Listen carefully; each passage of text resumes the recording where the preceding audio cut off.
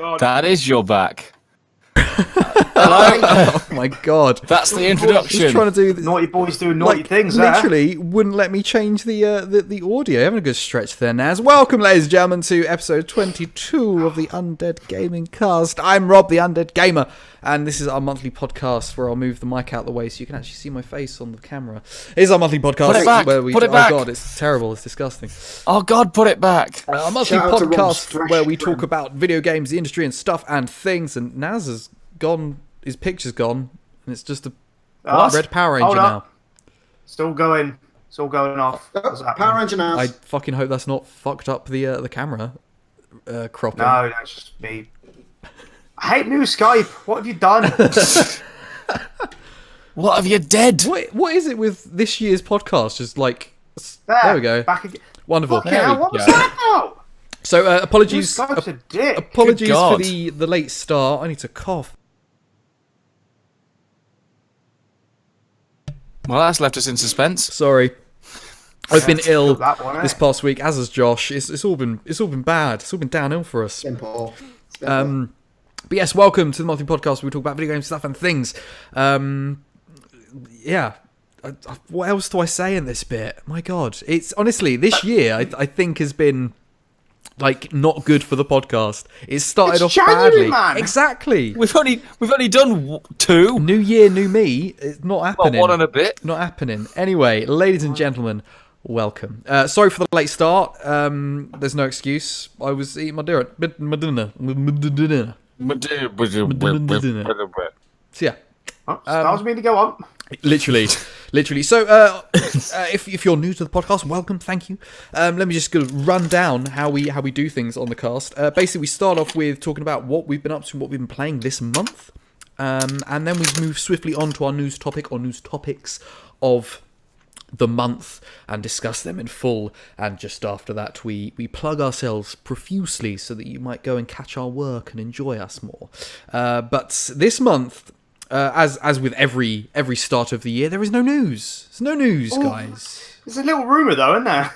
A little rumour? Can we have a quick conversation about the little rumour? We could probably have a little quick conversation about the little rumour. Little conversation. So, Microsoft's Microsoft's a little bit worried about their first-party output. So they are looking at buying a couple of companies. Specifically, as was mentioned in this, we'll call it a rumour for now, the guys who make PUBG, the guys who make Half-Life, and the guys who make Dragon Age. So they're thinking of approaching PUBG, Valve, and EA, which is so weird. Oh God! What? Hang on. Sorry, Naz. What the fuck? What has happened to the cameras? Oh, what? Humble's gone. That's the back of my chair where Naz should. Yeah, Humble's gone from the Skype chat. Well, I can't access the Skype chat, so... Humble... It's all gone peaked on... Humble's gone from the Discord as well, I think. Hello! Oh, he's here. Hello, I'm back. What's happened? Oh, God, it's a mess. Sorry, ladies and gentlemen, technical issues. Humble, can you join the Skype chat again? Yes, I can. I'm humble now. You are humble now? Mate. Oh. See, what's weird about that is it's like... Okay, we got no video. Half of Naz. We got no video for Humble yet, but we hopefully will soon. Oh, there we go. It's coming. And it's done. It's coming. There it is. Sweet. Thank you. And it's done sorted itself out. What's going on? Sorry. Curse the stream. I'm so sorry. My internet is not good. Yay, Humble! Humble's back. Cool. So, sorry, Naz, carry on. There, wasn't it? Slagging them off and they came after me. They did. Straight in there with a fucking good old slagging. Oh, right. This video is very dark. It is. It's fine. It's fine. It's here. Yeah, it'll do for now. Right. There's been so many issues. That's at least he's here. Yeah. He's here. He's here from the Shadow Realm. Humble Gamer. It's the Shadow Gamer. That's what it is. The Shadow Gamer. It's come from the Shadow Realm. Ooh. Cool. So Naz, are you done talking about the smidgen of business? Yeah, I'm done. That's fine. Okay. What you guys thought about, I just wanted to know before I sort of like moved potentially Microsoft buying EA. But I mean that could only be a good thing, especially with Dragon Age. Like, let's actually have a decent Dragon Age game that's better than Origins, because Origins was lit. That's what the kids are saying now? Agreed. Lit? Agreed. I liked Inquisition. You're still one of the kids. You should know. Boy. So yes, but anyway, yeah. So that's the smidgen of news that we've got this month. Again, it's very dry, slow month. But so I suppose we've not really welcomed anyone to the podcast. So Miss SingularityJosh, welcome.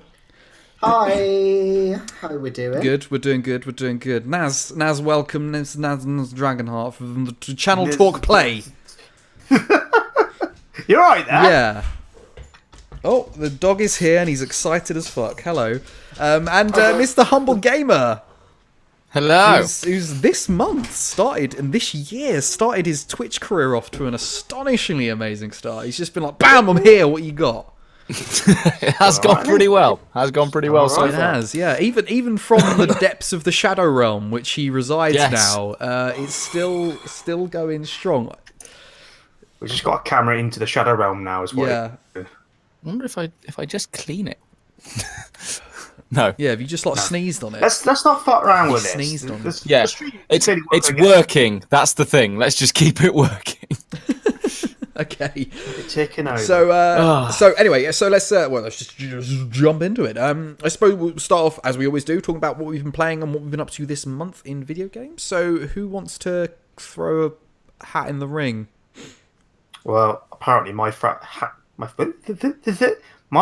has already been thrown into the ring by Luke in the chat, in that I won't be getting to the end of the stream without talking about Monster Hunter. No. So let's talk that Monster Hunter hype. Should we talk about Monster Hunter? Fuck yeah. Should we talk about one of the two good video games that released this month? Yeah, it's really good. It's a game about fucking monsters. It's great. Killing and murdering. I love it. I mean, in all fairness, the great thing about Monster Hunter... What was that, Josh? You cut out there. The great thing about Monster Hunter is it's exactly what it says in. It's like, if you see monsters, you hunt them. Ooh, yeah, pretty much. Yeah. Pretty much. You skin their corpses, you make gear out of the corpses to go hunt other monsters, to skin their corpses to make other gear. Since 2001, Think about it, though. It's been giving you what it says on the tin. Yeah, but the thing about this one is that it's a lot more accessible. It's a lot less I've heard it is, yeah. And the social aspects of it, it's been really good social community. There's already little social faux pas and cadences to it now. You got this little card thing that says all your little stats on it, called a guild card, and then you send that to people, and you can have it sent to you as well. And you can keep track of people and it's like a friends list, I guess, of people who specifically play Monster Hunter. Nice. But there's a thing where you could SOS people into a hunt, so that if you're just really struggling with something, you go, all right, I need help now. And there's a little cadence of the community where it's okay, if you SOS somebody in and they help you finish the hunt, you swap guild cards and stuff like that. Cool. It's a really nice little cadence, and no one's been a real dick. Everybody's coming in to hunts and helping people out in missions, and they're doing specifically that, and they're not wandering off or being a dick about it or anything like that. So it's been really nice. Sounds like a much better community than Destiny's got. Has Destiny still got a community? I thought that's fucking been decimated. I don't know. Literally, Activision are doing everything they can to destroy Destiny 2, so... Activision are just slowly committing suicide on... I haven't played it since... What? Fucking hell, middle of December? Yeah, no, I'm the same, dude. I've barely played it. And I'm sort of resident Destiny fan in the room. So, I'm sad about it. But nobody's playing it, and it's just I'm not going to play it on my own, basically. You've not got a reason to it. It's not that they've got a lot of goodwill going on for them. Not exactly, and I mean I've got Monster Hunter as well. So Monster Hunter's wicked. Yeah, and I've been playing loads of Overwatch. So I think the key to getting the most out of Monster Hunter is to treat it like a hobby, and I keep saying this to anybody who plays it. It's not something that's I'm going to hammer this game. No, I'll cut on. I'll do these couple of things that myself a little bit of new gear, or to make some post-up and stuff, and then I'll stop for a bit.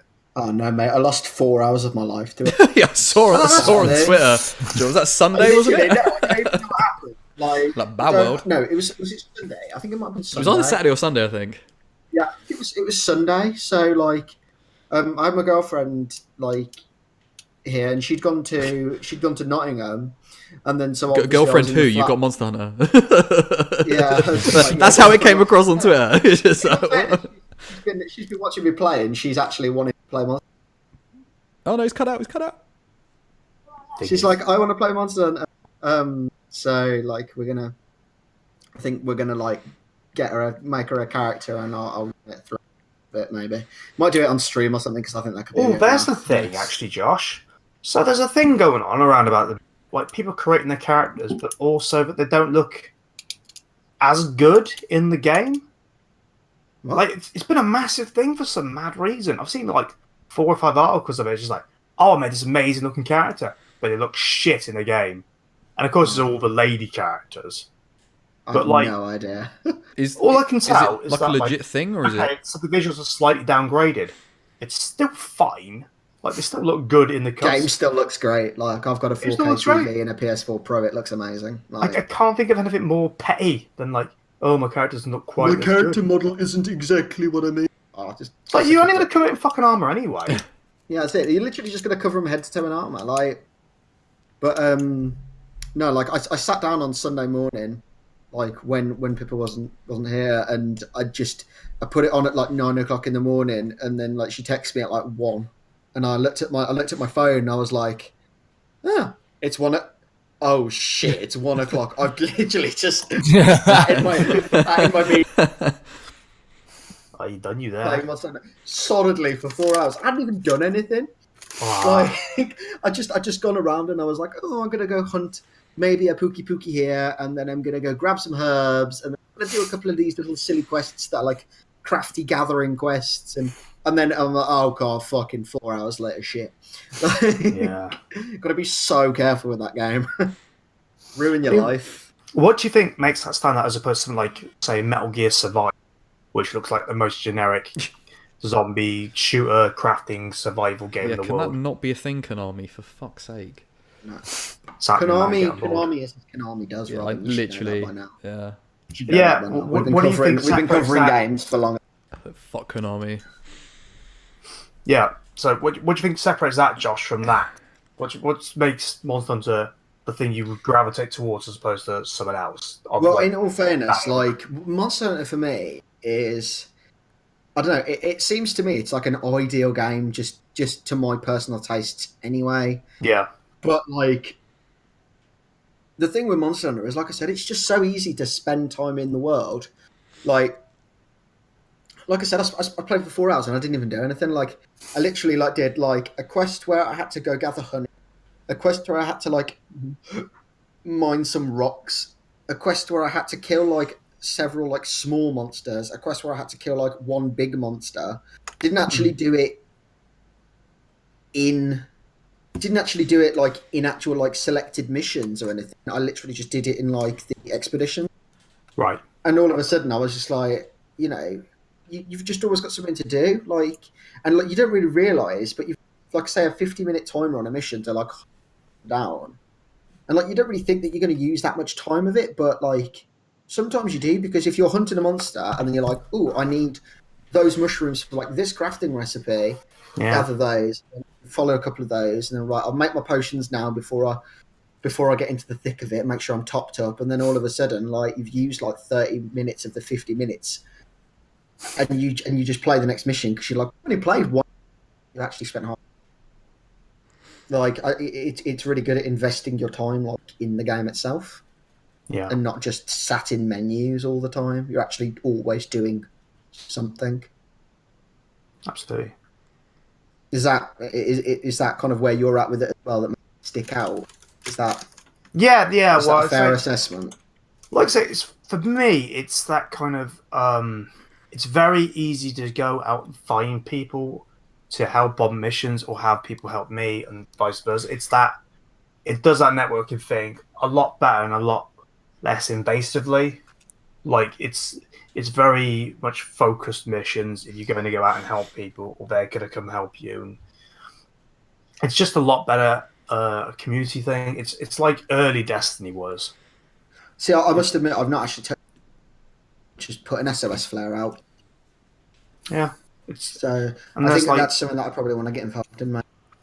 Yeah, I've done loads of it today. Just loads of just like not even advance the story on for me. Just like I'm gonna go help a few people. Just gonna go. So how do you go around actually helping people? What was that? How do you go around helping people and getting into their missions? Oh, you just join quests. Like when you go to create the quest, there's also a bloke that says join the quest, and you can search either by the flares or by the missions that are currently going on.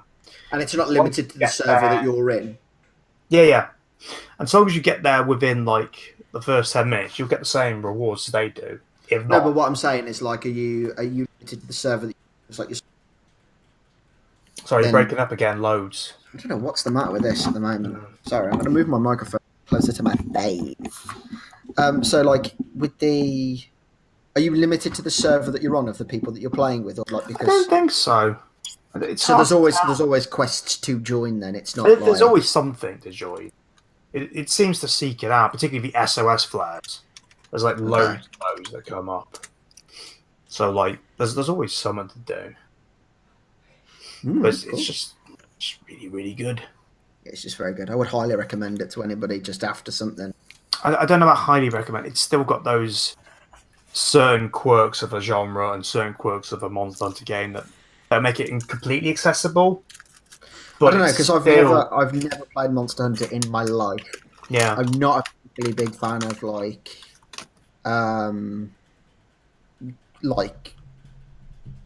massive amounts of crafting and not being able to like map my controls, so I'm stuck with like triangle, circle, R2.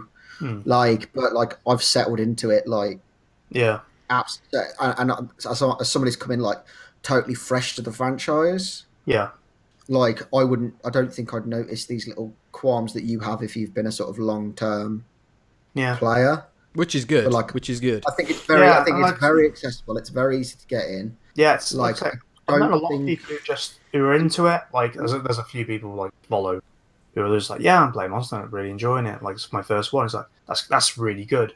And again, I haven't found anything where I'm like, oh shit, like I'm totally over my head here. Yeah. Like I'm not getting. I don't feel like I'm getting bogged down with the. I mean, Rob will tell you if it involves crafting. Yeah. No, thank you. No. But like Monster Hunter, I quite happily sit there and, you know, I always go and check my blacksmith, and I'm always making potions.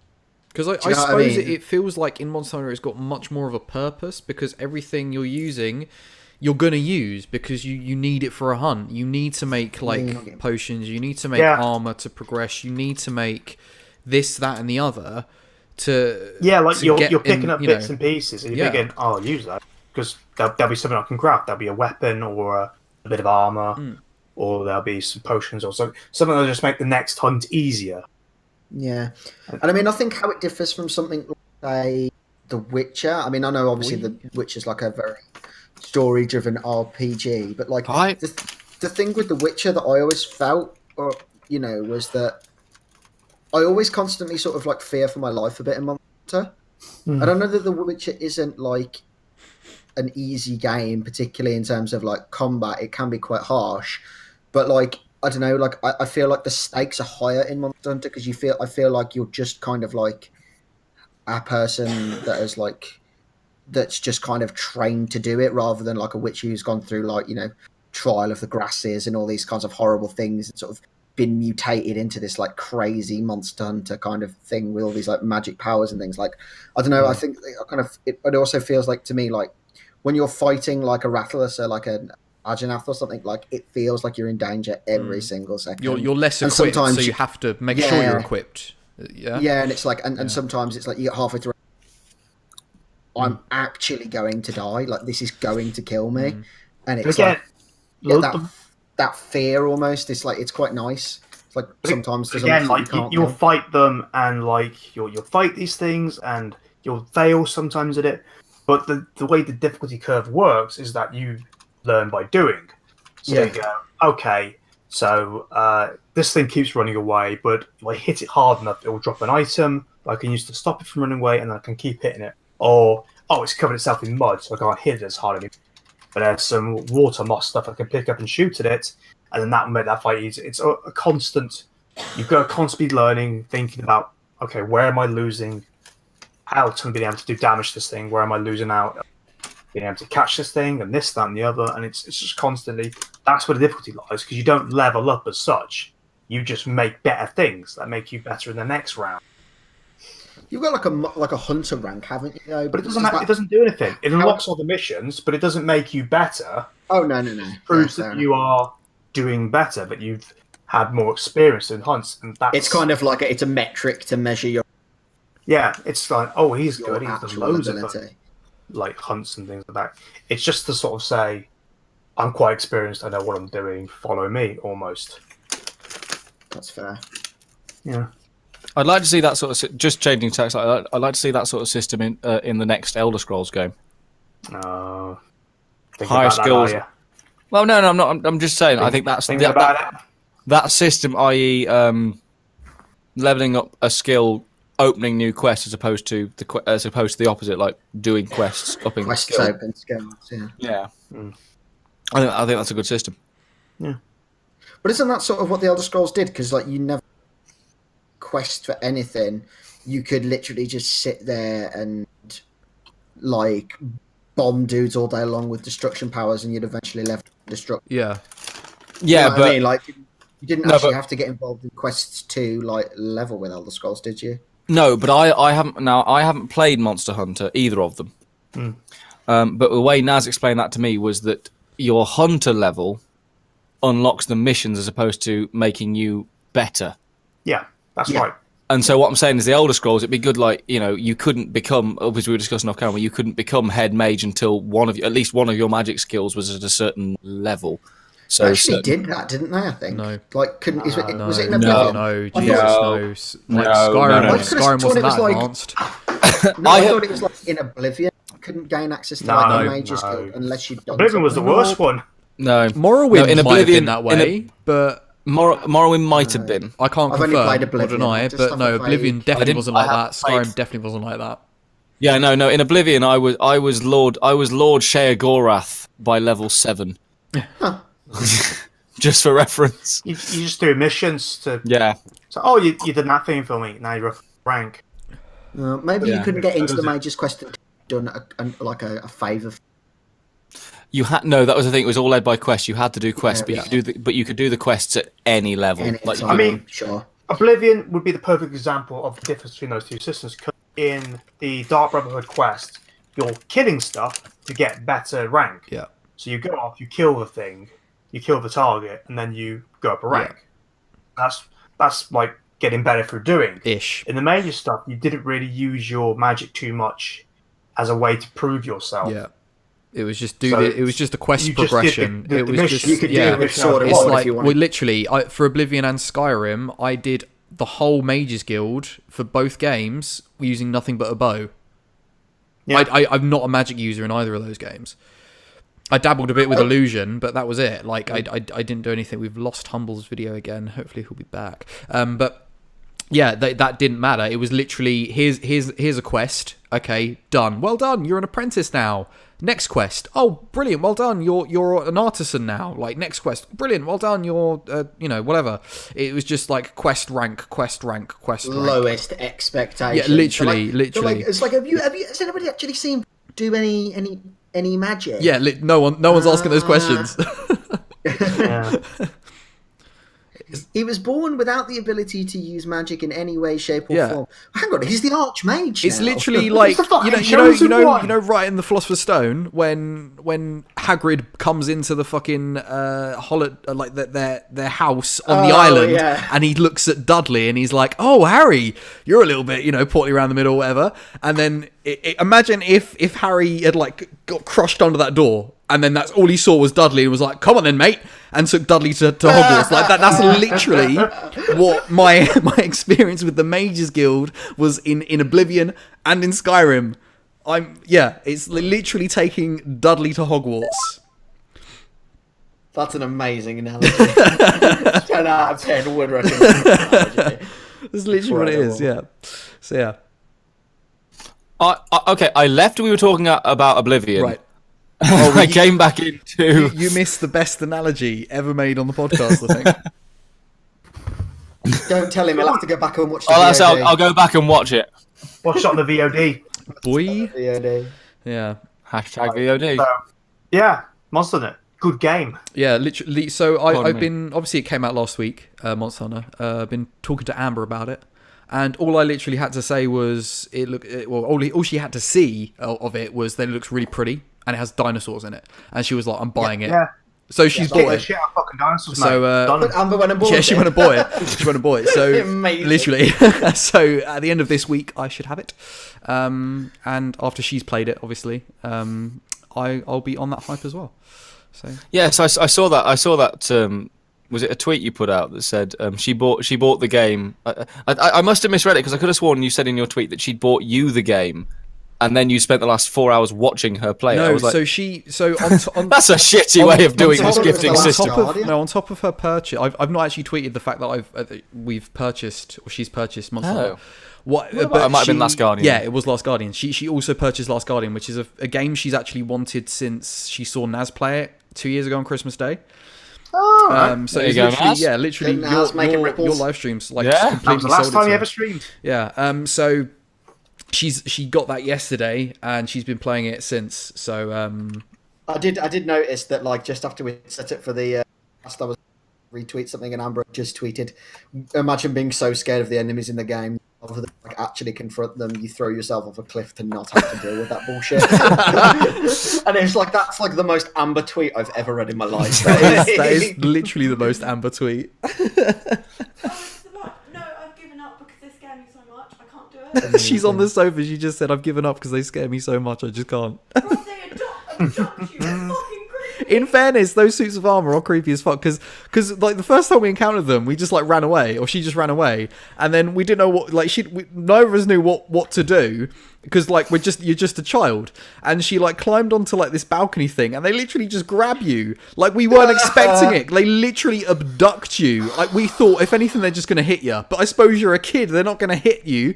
So oh no, they're just like they're just going to they just grab you, abduct you and take you away to a dark dungeon somewhere. Cause that's better. Like they don't. There's fucking shadows that come out and grab you. We're so desensitized. As soon as we get hit by an enemy, it's just like, yeah, whatever. Okay, we're just running away. Oh, he's hit us. That's fine. We just run away. But no, literally abduct you and try and throw you through a magic door. Like it's not okay.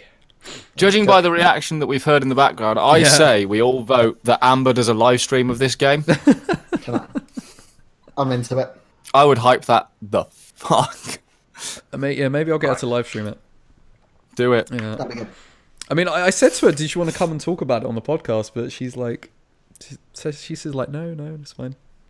So she just shouts from the background. Yeah, she just shouts from the background, which interrupts the podcast. So, you know, it's okay. Playing this podcast fast and loose. Literally, literally. Got some content. Pure content. Top content. Right. Want to talk about it? So, okay. Have anybody been playing anything else of note? Because I'm tapped. That's it for me for the moment. That's cool. I started playing Dark Souls 1. Yeah. On PC. On PC. I made Josh. Fucking Ultimate Boy. How are you enjoying the Ultimate Boy? What did you say? On Rob? PC, aren't you? Yes, PC. I've got the Prepare to Die edition. So, like in the PC, I've got like all of the Dark Souls games with all the DLCs. Cool. Yeah. So, how's it going for you though? Because obviously before that, your only experience was with Dark Souls 3, wasn't it? Yeah. And Bloodborne. Yeah, yes. yeah. So I've completed Bloodborne, which is the only like From Software game I've actually completed. And right at the end of Dark Souls 3, I've got like literally like 3 bosses to kill, and I've killed every boss in the game, which is Nameless King, the last like Lord of Cinder, and then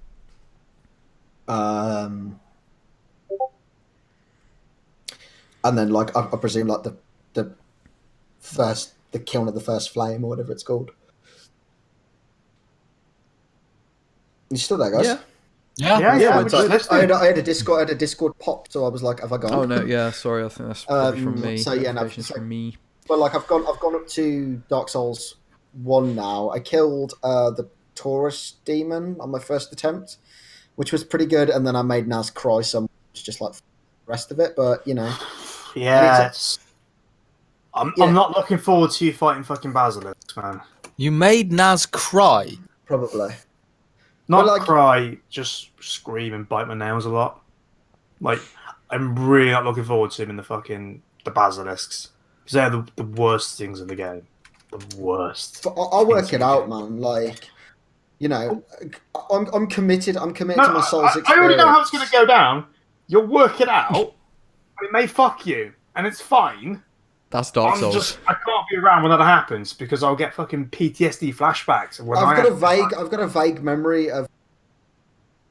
Oh no, it's cut out. It's cut out. Cut out again. Sorry. I heard some vague advice, which was basically, once you work out what they are, just leg it. Don't try to fight them. Like, you can't kill them or something. But that might be something else. Was that from Amber by any chance? No, no, I don't think so. No. I'm not going to say because half that game is discovery. Yeah, but no, I'm enjoying it. I mean, like, I'm committed to my soul's. Once spent 3.5 hours killing Pontiff Sullivan on stream because I refused to parry, literally just to spite a dude who came into my stream. Like, get good, learn to parry. So I purposely sat there for 3.5 hours and just like worked him out for 3.5 hours. I watched that stream. Yeah, was that the same stream where you killed him and then immediately walked off a lift shaft? No. I was just there. Oh, fucking hope someone clipped that. No, there is a wonderful clip of me playing Dark Souls 3 where like I thought I could jump a bridge in the Cathedral of the Deep. Shit, you did. And I back myself up. Fuck. And then I'm like on this ledge, and I'm like, I think I can jump this. I and I'm like, I go the jump. I remember the jump, and then immediately press the wrong button and back roll off the ledge. Brilliant. It's like my favourite clip. But no, like I'm looking forward to getting like back onto Dark Souls 3, and I've never ever played Dark Souls 2 ever. Like, I played like literally the Undead Asylum of Dark Souls 1, but you can take it or leave it. So, but yeah, no, we'll see how we're doing. I'm doing a thing on my stream, which I've kind of changed my schedule a bit now. I'm dedicating like a night a week to it, so we'll see. Cool. How we get on with that. But aside from that, I don't think I've played anything aside from Monster Hunter Souls and then Overwatch. Awesome. Okay, Humble. Yes. Well, this week I have been mostly streaming The Lord of the Rings: The Third Age. Boy. Yeah. Boy. The game. Which is fantastic. The video game is described as almost as good as a real good game. Thank you, Naz. I genuinely think it's the best Lord of the Rings game. Yes. Of that generation. Yes. I think some of the modern ones have surpassed it. I thought Conquest was good. I love Conquest. Okay. Conquest was really good. But it's the best sort of story one. Now, bear in mind, I haven't played all the way through Shadows of either Mordor or War. Don't play War. Shadows of Mordor's really good, but the story's a bit loose. Yeah. Towards the back end, like the actual game itself is. I've heard loads of good things about the gameplay, but I haven't heard much about the story itself. I don't need to worry about the story. It's a bit weird, like because it does a really really good job of telling the story to like the last quarter of it, and then it just seems very very rushed at the end. Oh, okay. Bit like Oliver, the musical. Never before has a boy wanted more. Just saying. The first half of the musical, the first end. Anyway, this is a gaming podcast. The point is, that you're both actors. Yeah, get out of here, you filthy actor.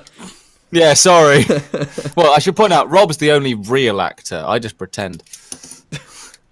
That's all that makes you the greatest actor of all. That's literally what acting is. It's just pretending, isn't it? Yeah. But yeah, no, I'm very glad that I've actually got back on Twitch and been able to play it. And yeah, it's going well. Managed to kill the Balrog. Oh, sweet. Spoilers, yeah. the Balrog's in it. Shit. And spoilers, I killed it. How long did it actually take you? Because I do vaguely. That thing's probably the hardest thing in the actual game itself. Oh, it's the toughest battle because it's the same level, I think, as pretty much every other boss you face, but you face it right at the start. Early, yeah. I think it took me, not counting internet failures, it took me about half an hour That's okay. That's pretty good, to be fair. Yeah, and that was on hard mode. But was it literally like that fight that I was watching you when I was at work, which was like just stun lock the living fuck out of whatever I'm fighting, ever let it attack? Yes, I'll be back in a second. I've forgotten I locked the door on Charlie. That's Lol. Wait! She's fucking down him. So basically, he enjoyed his time with Lord of the Rings: The Third Age because he did do the Lord of the Rings: The Third Age. Yeah, like it's great. That can only be a good thing. I've still got it on PS2. It's a fucking fantastic game. I was playing it a couple of years ago. I must I've been thinking about whacking it out again, and like even more so now that Humble's been streaming it's just kind of giving you the itch. Yeah, it's been like, oh man, yeah, like it is a really good game, and I think it's a game that like not a lot of people knew about, or at least if they did know about it, they just didn't really pick it up. Because I mean, I played a little bit, but like, I mean, turn-based RPGs have never been my bag. Yeah. But I mean, I've actually really enjoyed watching Humble stream, Yeah. and I think Rob won't mind here if you should go follow Humble if you don't already. Oh yeah, definitely. I mean, I it's literally like I think because it came out at the height of the movies. And the Return of the King. Yes. I think it came out after the obviously movie tie-in game. I think, and I think almost because of that, it got lost in that. As like I was about to say, did it get lost in the surrounding of the actual movie tie-in? Yeah, I think it did. I do remember that game also being a very good game. Actually. The Return of the Two Towers was all right. Return of the King was a phenomenal game. Well, let's not throw the word phenomenal about, shall we? No, it was. It was good. It was good for what it was. Cynical Naz. Yeah, but Naz, your mantra is all old games are shite. No, I mean, in fairness, a lot of them bar, are. man. I've got this bar. It ain't clear on that bar. All right. Do you know what old games are especially shite? Zelda games. How many games of Zelda have you played again? Just to clarify that point. Just like one. Yeah. You could discount the opinion. You fall into my trap there, Rob. Now all you're going to get on your Twitch is just unfollow. Literally, I know, and I was joking. I was just trying to trigger Naz. He's a Zelda hater and he knows it. It's like the Horn of Hyrule. Like Rob said those words. Like, mate, fucking Twitter's going to be on you. I'll set them on you. Got them on then. Get it on, Naz. Get it on. What they did to Jim Sterling for giving Breath of the Wild. Oh, I know. A 7 of what they're gonna do. Or a 9. No, it was a 9, wasn't it? He gave it. I think he gave it a 7. Oh, I don't know. Everybody else gave it a 9. He gave it a 7. Everyone was getting like ridiculously salty about it. Fucking sort yourself out, internet. Jesus. Anyway, you'll watch that Majora's Mask there, Pat. Want to watch that?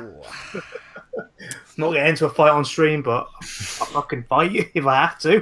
Fight ye. Yeah, I'll fight ye. So so we were basically saying, Humble, that we're glad that you're streaming it and giving some of us old hats a bit of nostalgia, and you've also given me the itch to play this game again, which I think I'm gonna have to whack out on PS2 and play. Oh, it's well worth it. It's well worth it. I love that game. And actually, I don't know if you've seen the chat. Luke is correct. That did actually happen. I saw Naz saw it because he burst out laughing. Yeah, I wondered what he burst out laughing at, but then I read the comment. I was like, yes, that is. I'd seen it, but I'm a professional and didn't laugh. Fuck professionalism, man. Yeah, you're mocking me here, lads. I mean, I'm getting stuck into that. Yes, that did happen. Right. And it was embarrassing, and I did lose. It was about half an hour's worth of footage. Oh, that was not a fun game. Any more? You played anything else? Not. We played. You were there the night we played Iron Wolf VR, which went really well. I was on stream. Yeah, what was that? Any of those messages, but I was just that sounds like a tank game. It's close. It's a submarine game. So it's an underwater tank game. Same thing. But the stream, same thing without wheels, right? The stream was bad for a couple of reasons. The game itself is all right. It's not the kind of thing I'd normally play, but I played it with Russ and I played with the Fireblades and Agent Lion, and it was good fun. But the stream was fun for two reasons. One, I hadn't properly set up Steam VR, so it thought the center of my room was over here. Good. And so a lot of the controls were behind my wall. Good. and I cocked up all the audio, so Naz was saying some wonderfully funny things, and no bugger could hear him. Oh. Well, no, they could hear me fine because I was shouting. Yes. But everybody else, they were pretty much buggered. And I got scared the shit out of by Charlie. Good. That was funny. Chat was all well into that. Yes, I've seen the chat. Yeah, what she did was she just blew on the back of my neck while I was in the Oculus Rift. But Classic. the other things that were being bandied around by people like Always Room for Luke and Kez, Naz's brother, not Venom, on Twitch if you haven't followed him yet, were do a rake SpongeBob, not SpongeBob, Sideshow Bob style.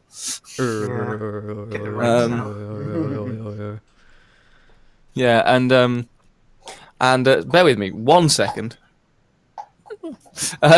Sorry, Charlie was making sure she was okay to come and sit in view of the camera. Just say Mon then. Mon then! I've forgotten what my thread was. Oh yeah, no, and also Charlie attacked me with a feather duster. Nice, nailed it. And I didn't know until I rewatched the stream. Good stuff. Good stuff. But yeah, other than that, no, it's been. There will be other multiplayer stuff coming, but we can talk about that later. Yeah. Cool. We'll have a conversation. So what? Sorry, I was it. I don't know if it was explained, but what's the point? What's the purpose or the? Of Iron Wolf. Yeah. You basically play a submariner on a submarine in World War II. Okay. You can control the engine room. You can control any bit of it, but when there were 3 of us, so we all took different parts. But of course, it's VR, so when you load a torpedo, you actually have to physically load it. It is really cool. It is really cool. And it works well as a VR game? It does. I mean, it probably worked better if my wall wasn't in the way, but everything that did worked really well. And Fireblades has played it on his YouTube channel, and it does look like it works really well. So. Okay, cool. Yes. Was it sort of like World of Tanks, or is it a single player experience? You can do both. No, it's just you and your friends. You're against bots and the game itself. I can imagine that would be quite cool if they managed to do like a bit of a multiplayer. Like it's still in beta. Okay. So maybe they even might if it was just like one one team against another team sort of thing. Like that would be awesome. Kind of like a bit like VR. Guns of Icarus. Yeah, basically, yeah. That'd be really cool. Oh, man, Guns of Icarus. I've not played that for years. Why isn't Guns of Icarus on VR? Literally. Oh man, you imagine that in why VR? haven't we as a collective played Guns? Well, we all have it, so we actually do. We should get on that. Now, Josh. There's a live stream we can all do. I've wanted to do that for years as a collective. That'd be amazing. Yeah, well, I think we discussed it years ago, but then we should never did it. Yeah. And wait. Yeah. So awesome. Yeah. Pretty sure I've still got it installed. Yeah, I don't, but I can install it. I know I've got it installed. I had to make room for Tooth and Tail. Boy. Whoop. Yeah. Didn't that make you rage quit a stream the other week? Rob? It did. It did. What happened? It did. So I suppose if you're done, Humble. This is the good segue into Rob now. Yeah, so I've not got much to talk about, really, sadly, because I've been ill and I've not been able to do as many streams as I've wanted to do, hence I've not been able to move on. Plus, I rage quitted Tooth and Tail. I got to a mission that, for the life of me, just couldn't do. Spent half the stream doing it and eventually completed it and did it. Nice. And then moved on. The story sort of moved on to the third faction in the game, and I did their first mission, I think, fine, and then the second mission tried to do, just couldn't. I don't know why. For the life of me, couldn't do it. And I had someone in the chat who followed me, that stream, who is also completed the whole game. Like he's platinumed the game, I think, or he got all the trophies or something on it. So he sort of like was being actually helpful in the chat, wasn't backseat gaming, was actually offering helpful advice when I was like, I don't know what to do. So which is the sort of viewer you want, not one who's going to be like, oh, you should have done this, someone who's actually and the guy was really helpful. But I don't know what was going on, and it was taking me. I was spending ages and ages and ages on this one mission, trying to do it in different ways as best I could, either being a bit more aggressive, being a bit more defensive, a bit of both, and nothing was working. And even the guy that was on watching the stream was like, I don't know what you're doing wrong. I don't know what you're doing wrong. Like, you should have won this by now. Like, I don't know what you're doing wrong. I've platinumed this and Rob has broken. Literally, like, I've broken the game. And I just literally couldn't take it anymore. And I was just like, you know what, this is not, like, I think it was like the last hour of this stream's not worth it, because I can't be fucked. So I just turned out. Yeah, I was just like, I'm really sorry. Like, I ended the stream properly. I didn't just like shut things down, like, and was like, God, through the desk back. I've rage quit. I've actually rage quit a stream where I've got so ticked off, like, fuck off. Just like hit the button. No, I was cool about it, but yeah, it was a basic rage quit. But the problem was as well, because which works in its favor and doesn't in a way with the story mode, especially with missions like that, because the maps keep changing every time you redo the mission. It's they're procedurally generated? Yes. Cool. Every single time they're procedurally regenerate, which gives a lot of replayability. But when you're stuck on a mission and you can't work out what you're doing wrong, it would help. You can't even like learn a map. Yeah, it would help if the map was the same, because I was getting dicked over either because I wasn't doing what I should have been doing, or because the procedurally generated map was a dick. There was one mission that. Sometimes you get into a loop with it where it's just like, I'm just flat out not going to win this mission because of the way the map's been generated, not because of what I'm doing. What I'm doing is fine, but because of the map, I'm just not going to win it. Because there was one instance, I think if I remember rightly, the mission I've got to basically hold off the enemy until a certain timer runs out, and keep some resources and something like that. Oh, I remember watching you play that. Yeah. Like, you've got like pigs or something. Yeah. And and basically, the one of the maps that it had generated for me, I was in the middle of the three armies, and they were just hammering at me. Like, I was stuck between all three of them, and there was no respite. I was at it. I was getting it from all sides. So when you get a map generate like that, you're just not going to win. It doesn't matter what you do, you're not going to win, because there's too much going on for you to adequately control the situation. So it's stuff like that which doesn't help, and you just sort of, you get dicked on by the game because that's out of your control. The way the map generates out of your control. So yeah, there's just issues like that, I suppose, which weren't helping. But yeah, it was just a fucking nightmare. So I was just like, fuck this. And I've dreaded going back to it since. I've meant to like stream it again, but I've just been like, oh no, let's play Overwatch instead. Like a safe game, a kind game. So you got Kitty Cat Diva yet, by the way? Yeah, no, I bought it. I was just like, fuck this, I just bought it. I bought it. So yeah, I got me my Black Cat Diva. I had 1,000 coins or whatever. And I literally just went through my characters one by one. I was like, who haven't I got a cool skin for? So I ended up with Butcher Roadhog. Nice. What I did get on that, my only stream of last week, I think it was the Wednesday, when I did stream Overwatch after the update, I did get Doomfist's new skin in the loot boxes, which is sick. He basically looks like Deathwing. Yeah, he's definitely fucking awesome. So I did get that drop, which was pretty cool. I got the Torbjorn one as well. Oh, that looks so good, dude. That Torbjorn it's really one. good, but I just don't like playing Torbjorn.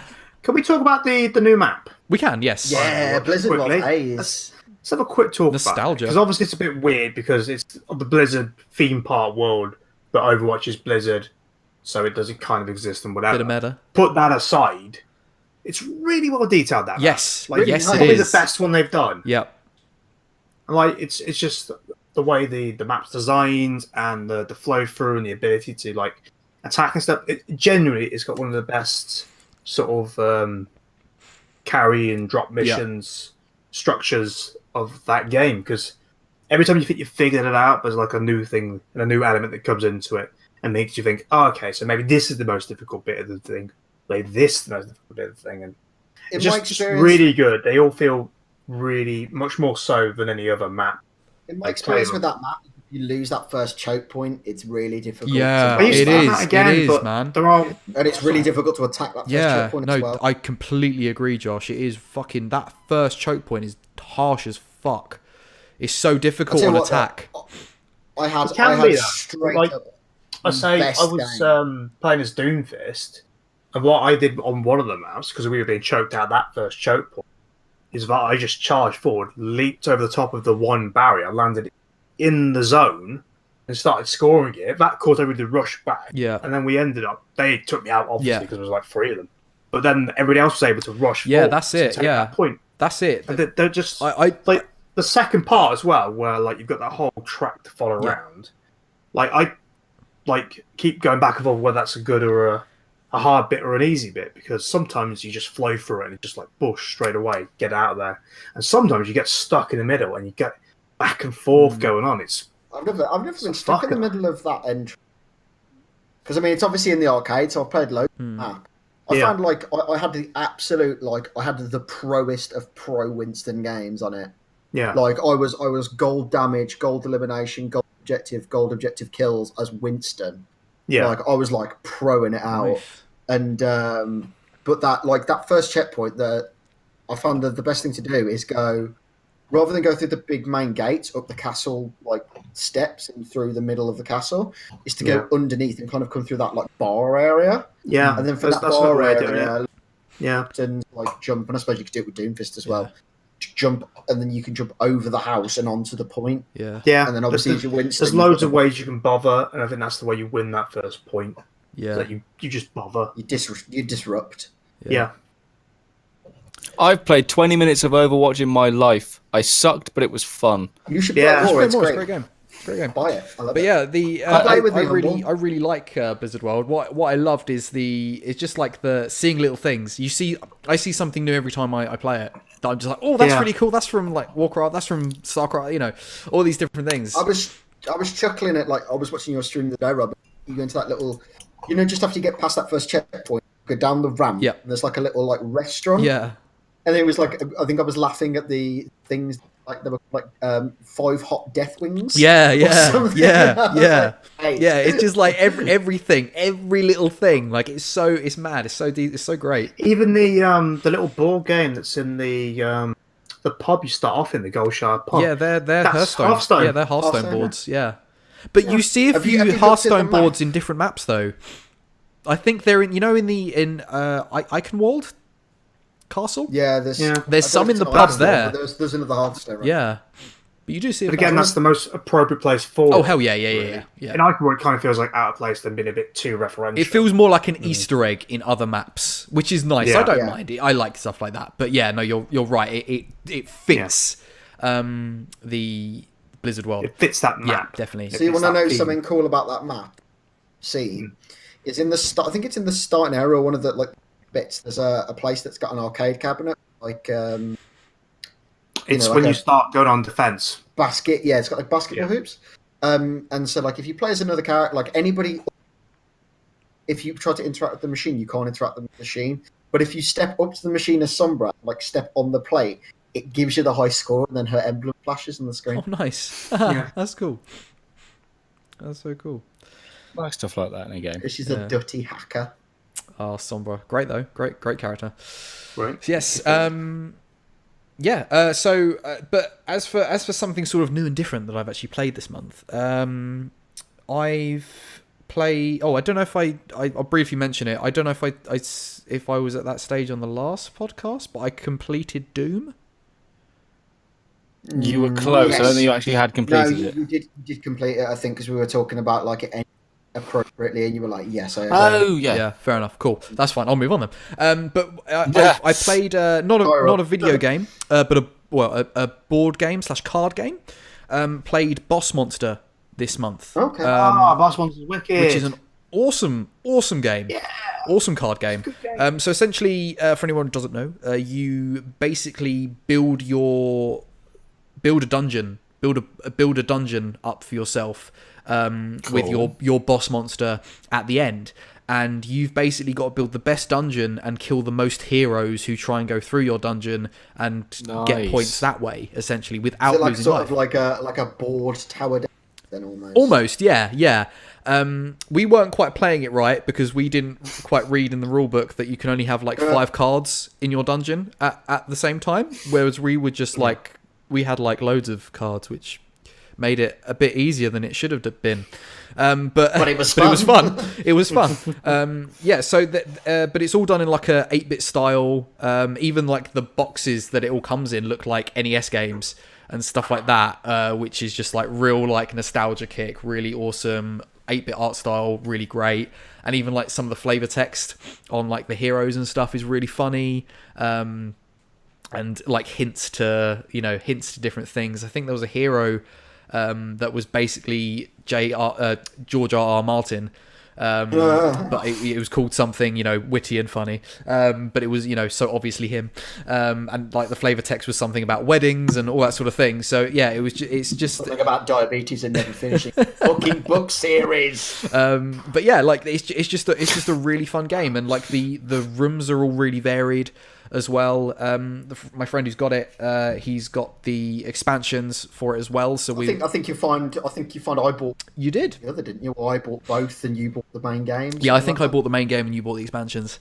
So and the one little expansion we didn't whack out, which is like a smaller like card pack, is which is a card pack that gives the heroes buffs and weapons and stuff like that. Which if you beat them, you get those items which you can use. So it just makes them a little bit harder to beat, as well as you trying to build up your... Gives you better loot, though. Yeah, obviously. I suppose it makes them a bit more worthworthile to be. Almost, yeah, definitely. Banging out the licorice all sorts there. Damn straight. Love a licorice all sort. Love a licorice all sort. So yeah, but it's just a really great fun game, and you're constantly trying to make your dungeon better and better. You can upgrade rooms to improved rooms and all that sort of thing. It's just a really, really fun game, and you're all sort of like around the table trying to beat each other as well. So, but there's a few different like game modes as well within the game, which you can play, which are really good. So that there's lots of different ways you can play the game, which all basically amount to the same sort of end goal. But it's nice that there's different ways of playing it rather than one stock way that you can play it. But yeah, there's enough variety in the cards and stuff that no sort of 2 games are the same. So yeah, it's just a really fun card game, and it all comes in the box. No. Cool. Can I just give a quick shout out to something else that I played? Oh God, go on then, Josh. So I started an RP last week with a new group. Oh yeah. So it's a game called Urban Shadows, which is insanely fun. So it's kind of like, it's fairly like rules light, and it's fairly like combat light. It started as a sort of like a political like urban fantasy game.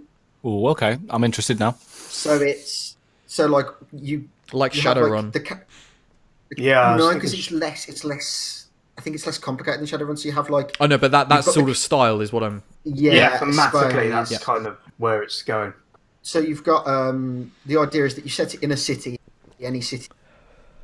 So because I live in the West Midlands, my city is set in Birmingham. So like I've got a character that's playing as a werewolf, and they control like a specific part of Birmingham as their territory and things like that. I hope it's bloody boring. So if they piss on it, it's theirs. So you can. So like each character class has its own sort of like pluses and merits. So like the wolf gets territory, the vampire gets something called web, where they can sort of like draw people kind of in, and they owe them favors. And the currency in the game is debts. So like you do somebody a favor and they owe you a debt, and that's how you play as together, because you don't play as like a party, you play as a bunch of individuals, and you're kind of like linked together through sort of like mutual debts. that you owe each other. Interesting. But like the way that the story's driven is that your players drive your story, and basically it's your job as sort of DM to then sort of like drive what they do. So like rather than like a simple like attack roll, which is like either hit or miss, deal damage, they deal damage. You can like if they roll like a partial success, they can either take damage themselves or put themselves in a bad position. And like the rule book says, the bad position doesn't actually have to be a combat position. So you could say like take a swipe at somebody. Say you take a swipe at like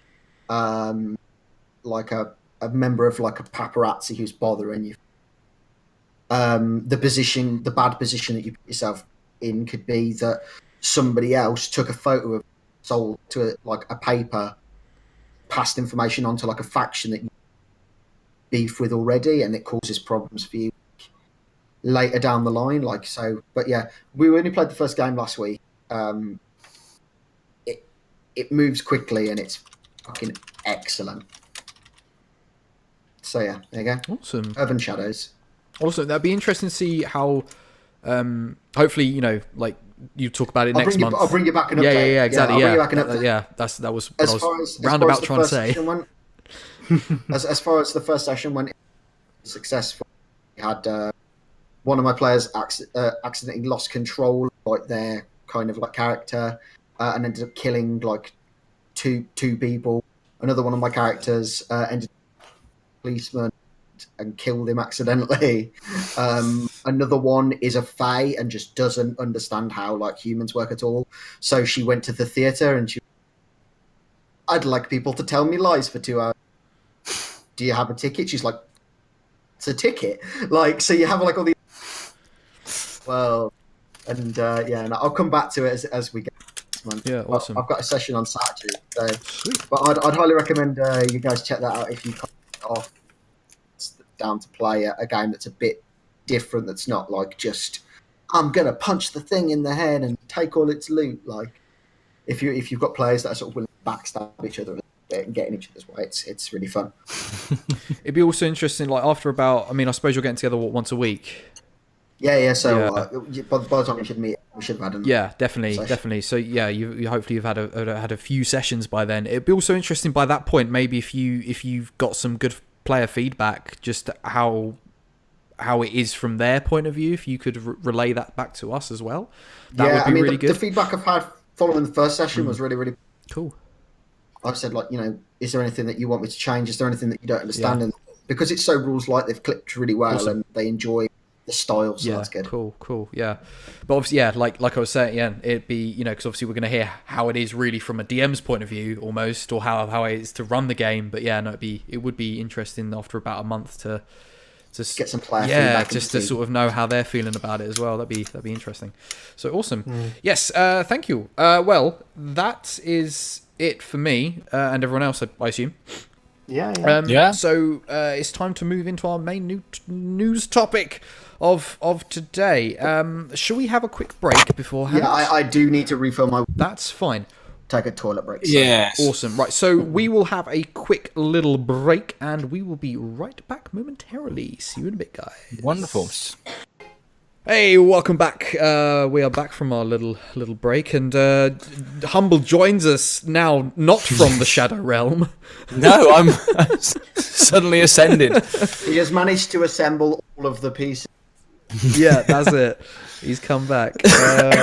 Awesome. So yes, this month is as we said at the start of the podcast, a slow one, ladies and gentlemen, for news, as always is at the beginning of every year. There is little to no news, and that smidgen that there was, we did speak of earlier. So, yes. As a result, Naz had, I believe it was Naz anyway, had the wonderful idea last year to have some backup topics that we could whack out in times of need, like this month. Where we have fuck all to talk about, but so we could keep the podcast going. So we're calling upon one of the super friends, basically. Yes, and come forward. And one of those topics, which again I think Naz came up with, was discussing our top 5 games.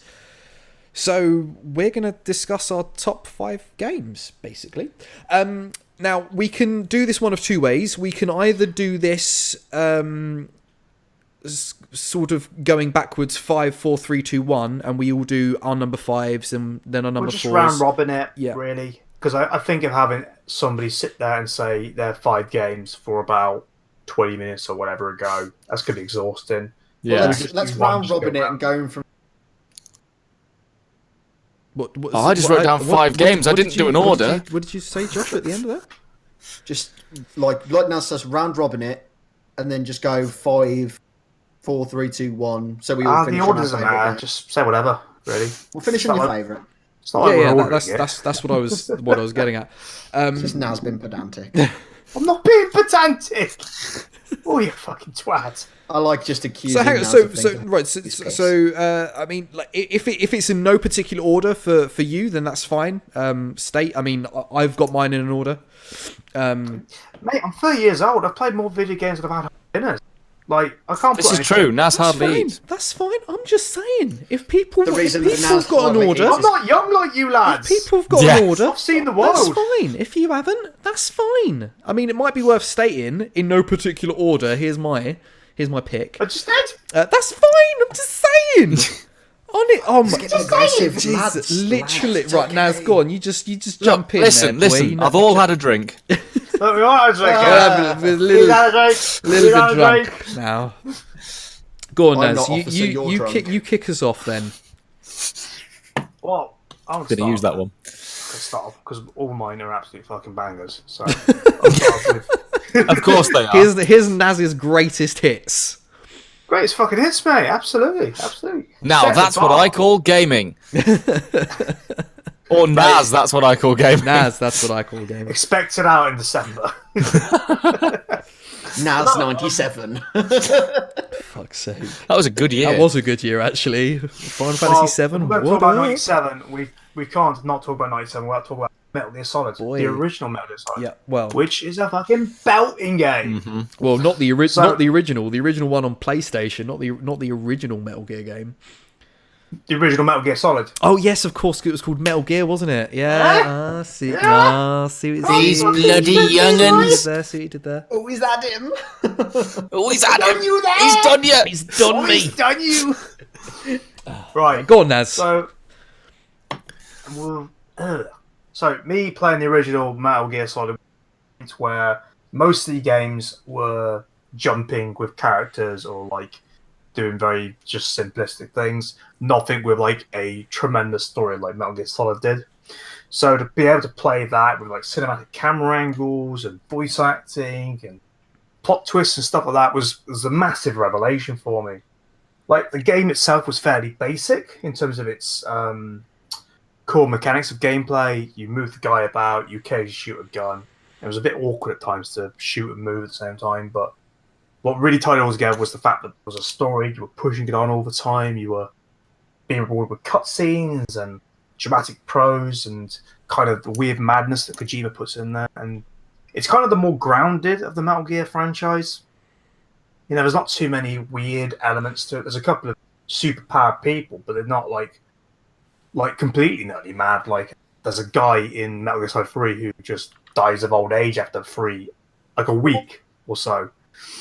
But this is kind of more grounded, and it was kind of just real incredible revelation to play this thing and go, Christ, games are like of a higher medium than perhaps just jumping about collecting things. So it's just sort of always held a special place in my. Cool. So yeah, awesome. Yeah, that's one of my 5 picks. Brilliant. In no particular order. Okay, awesome. Thank you, Naz. So Metal Gear Solid, the first one. Yeah. Does anyone else want to jump in? I'm also in no particular order. Okay. No particular order. And I'm just going to throw this one out there because I spent a lot of time at 6th form playing this game in dead periods and stuff like that. And it got me through a lot of stuff. I'm going to throw out 70s. GoldenEye on... Yeah, fuck you. Hey. I'm younger than Naz. I want to put that out there. Thanks, man. You're welcome. You're welcome. Give me my hair back. I was about to say, you've not aged as well, though, love. No. Although Naz at the moment looks like he's in the 70s. It's true. It's true. I want to throw out. This is going to make me sound old now. I'm going to throw out GoldenEye N64 edition. Same year Metal Gear Solid came out, man. God damn. Is it? I didn't know. Yeah. I didn't know it was 97. Not Of course, it must be. Yeah, because that's when the yeah. But I thought that was a really, really good game. Great, awesome. The multiplayer on that is the best ever. It's so good. Yeah, it's just a lot of options in there. Like you can do it like standard. You can do it with like bombs and stuff. It's really fucking so good. Such a good feedback loop. The two modes. The Golden Gun mode was obviously a bit fun until you got someone who was really good at the game and just ran killing everyone. But the unarmed version of that game, was really good. Oh, that was brilliant! Slappers only. Just. Do you know? Just in case anyone tunes into this or watches the VOD that is under the age of like 18. No, I don't mean the new one. No. The original. Just to clarify, the original GoldenEye N64. Do you know what? That would be a really good thing, a really good port or whatever remaster. They did it. No, I know. But what I'm saying is that'd be a really good game, either the original or the remaster version, to come to the Switch. I think. Yeah, that would be the closest thing really good we've game ever to got the to Switch. that is Time Splitters. Time Splitters is the almost a spiritual successor of those mechanics and those multiplayer options. Yeah, I'm gonna say we won't see the likes of that. Awesome, cool. Josh, and the campaign's really good on it too. The campaign's really good. I'm gonna say Atari's E.T. The game that crashed the industry. The games Phenomenal. that nearly killed games. No, I think I sort of had an idea of doing more in particular order. In no particular order. In particular order. Get out! We'll have no particulars. No particulars. Not on Switch. It goes against their terms of service. It really does. I'm interested to see what a young man like young Josh would put as in number 5 of a top 5 list. It's actually a very, very recent game. Okay. And it's in fact Horizon Zero Dawn. Boy. Like the best ever. My best ever. It's an opinion thing. I'm interested. My ears are open. So, like, literally, just because never before, and I've said this before on the podcast, have I ever just been taking it like and just been like, "Fuck, I want to know everything." Like, I want to know everything about this, and like, I just remember like everything in that game. I mean, yeah, it's got its quirk, whatever else, but like, I remember like seeing like my first tour, ravaging the photo mode because of how like beautiful like the environments were, and the story really like captivated me, and I always wanted to kind of like what drove Aloy and sort of what was next, and why the world was the way that it was. Why was it this crazy like technologically advanced world? They were all just like living as like Stone Age, nomads. Almost, yeah. Yeah, like they were like, you know, they're like Iron Age, Stone Age, kind of like, you know, techno cavemen. Yeah, like, and I just never before as something really like grabbed me like that. And just for me, like, I think I played like 54 hours, 10 days. My God, or something like ridiculous, like. Gorilla did really good. It's interesting that one's kind of grabbed you, and something like say Dark Souls hasn't. In that same kind of we sense. still got four more. We're still only on one, Naz. But I just, you know, the way you said like never before. It made me think. Bear in mind, Naz, that I played Dark. Oh, he's cut out. Why'd you keep cutting out, Josh? I don't know. I assume you said you played Dark Souls. I played Dark Souls after I played. Yeah. Okay. Yeah. No, it's fine. Like I say, it's interesting that you drew those elements from Horizon. And that's because we all get one of those games. I will get onto mine later, where I had that revelation. But we all get those games, and that's a really interesting choice for that game, considering your gaming history. Like, I'm really glad you found that, because it's such an important thing when you hit upon that point, and like, oh Christ, I just want to know everything. I just want to ingest everything in this world and sort of clarify to me what you mean by my game. I need you to repeat that, actually. Can you just clarify what you mean by like interesting to you because of my gaming history? I'd be interested. Because you've like played Dark Souls 3 and like a few like they've got like hidden narrative bits in there and like that game sort of spurred me into those like later on. Absolutely. That was the one that kind of got its claws in, and then all very because we've all got different tastes and we all some high fantasy, some people like steampunk, things like that. There's always going to be some thing that you grab onto and then you go. I think because that game was I need to know it. Because that game is a science fiction game ultimately. Yeah. That really helped because like that's your jam. It's no shock. It's no shock to anyone that I'm a big sci-fi fan. So yeah, absolutely. There you go. Awesome. Robbie. Nice pick. Robbie's go. So mine are in a particular order. Fuck you all. You get a free pass. Put them in order. The experienced hands have not. Leave it at that. You get a free pass because you're the host. Damn straight. So what I've realised, obviously I'm going backwards from 5, ending on my number 1. What I've realised is mine are all fairly recent games. I say fairly recent, within the last 10 or 10, 15-ish years. So sorry. So number 5 for me is Fable 2. Ooh, good pick. Fable 2. Okay. So it was the first Fable game I played. And it obviously came out on 360. And it was just a game that I just like grabbed me from that first the first trailer I saw with the sparrow like flying through, which is obviously a cinematic trailer, we know, but just grabbed me. It was really interesting. And then played it, and I really liked the story. There's a dog in it. It's fantasy RPG. Like the Fable art style is just beautiful. The world's great. It's funny as fuck. It's got that Monty Python-esque humor, which is so perfectly British and wonderful. And Stephen Fry. Yeah, exactly. What more could you possibly literally want? That game was just bam, bam, bam, bam, brilliant, and just so fun to play. I sunk hours and hours and hours into that game.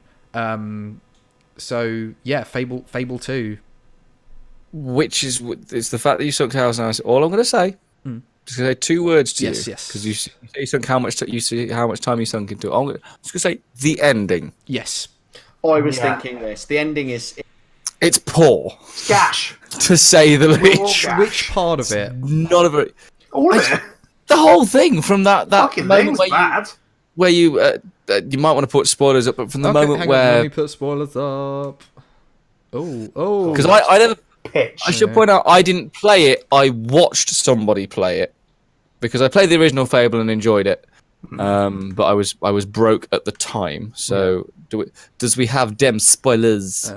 Not yet. Oh my goodness. I like the fact you said dem spoilers up like Rob would do. I really appreciate that. Dem spoilers. Dem spoilers. Do you know what? Just do it, because I can't work out some bits and bobs that Streamlabs OBS has now done with itself. So that's fine. Whatever. So spoilers for anyone who hasn't played Fable 2. Spoilers. Big spoilers. Sorry. From the moment you get into that, the version of the NEI, so I don't know how many endings there are. But from the moment you got into that final bit where, and I'm also struggling to remember it from about 10 years ago, when the bad guy got shot or killed or whatever it is that actually happens to him, from that point, for a start, my mate did it. I think it didn't even feel like a fight. It felt like about 2 seconds. Literally, he was waving his swords and Indiana Jones came and just shot him. Yeah. But it just felt very, very quick for a start. Yeah. Going back to where we were earlier. That was a choice, though. You could shit so much as it is. Josh, sorry, you're cutting out completely there, but sorry. It wasn't. I don't think that so much. That bit right at the end isn't so much a shit as it is incredibly anticlimactic. Yeah. If you'd fight, it would have been 10 times better. If you'd actually had to fight him. Yeah. To me, what was a shit ending? Josh is completely right there. Like it wasn't great or necessarily satisfying. It was just anticlimactic. I wouldn't say it was shit. I like the ending. What was a shit ending for me was Fable 3. But that's just me. I like the idea of what Fable 3 makes you do. Yeah. It's just everything It just else. didn't. The execution But wasn't. it's Peter wasn't Molyneux great. game. Like, Yeah. it I like promises the you idea world. that you like make promises, and then when you get to the end of it, you kind of have to either like break or keep your promises, and it's kind It's of Peter like Molyneux the game. You always break your promise. Yeah. how You Peter you know, Molyneux it's it. kind of absolute power kind of corrupts absolutely necessarily you even with the best of intentions. Like I like the sort of like message with, but like the way it was executed is pretty gash. Yeah. But yeah, like, no, I don't know. The ending didn't bother me that much. It was, yeah, you're right. It was anticlimactic. It would have been nice to have a boss fight at the end, like you did in Fable 1. But yeah, no, I thoroughly enjoyed that game. Absolutely thoroughly enjoyed that game. It was when it came out, it was the only thing I played for ages, for months. Took away something from that game that I didn't clearly because I thought it was okay. I didn't think it was a revelation so much. But then this is all part of the personal journey of the gaming. Yeah. The other thing as well, Naz, is that like by the time that Fable 2 would come out, like 22, 21-ish. So you'd probably already experienced this, but whereas like for me, and probably for Rob, because obviously Rob and I are the same age, like that was the first game.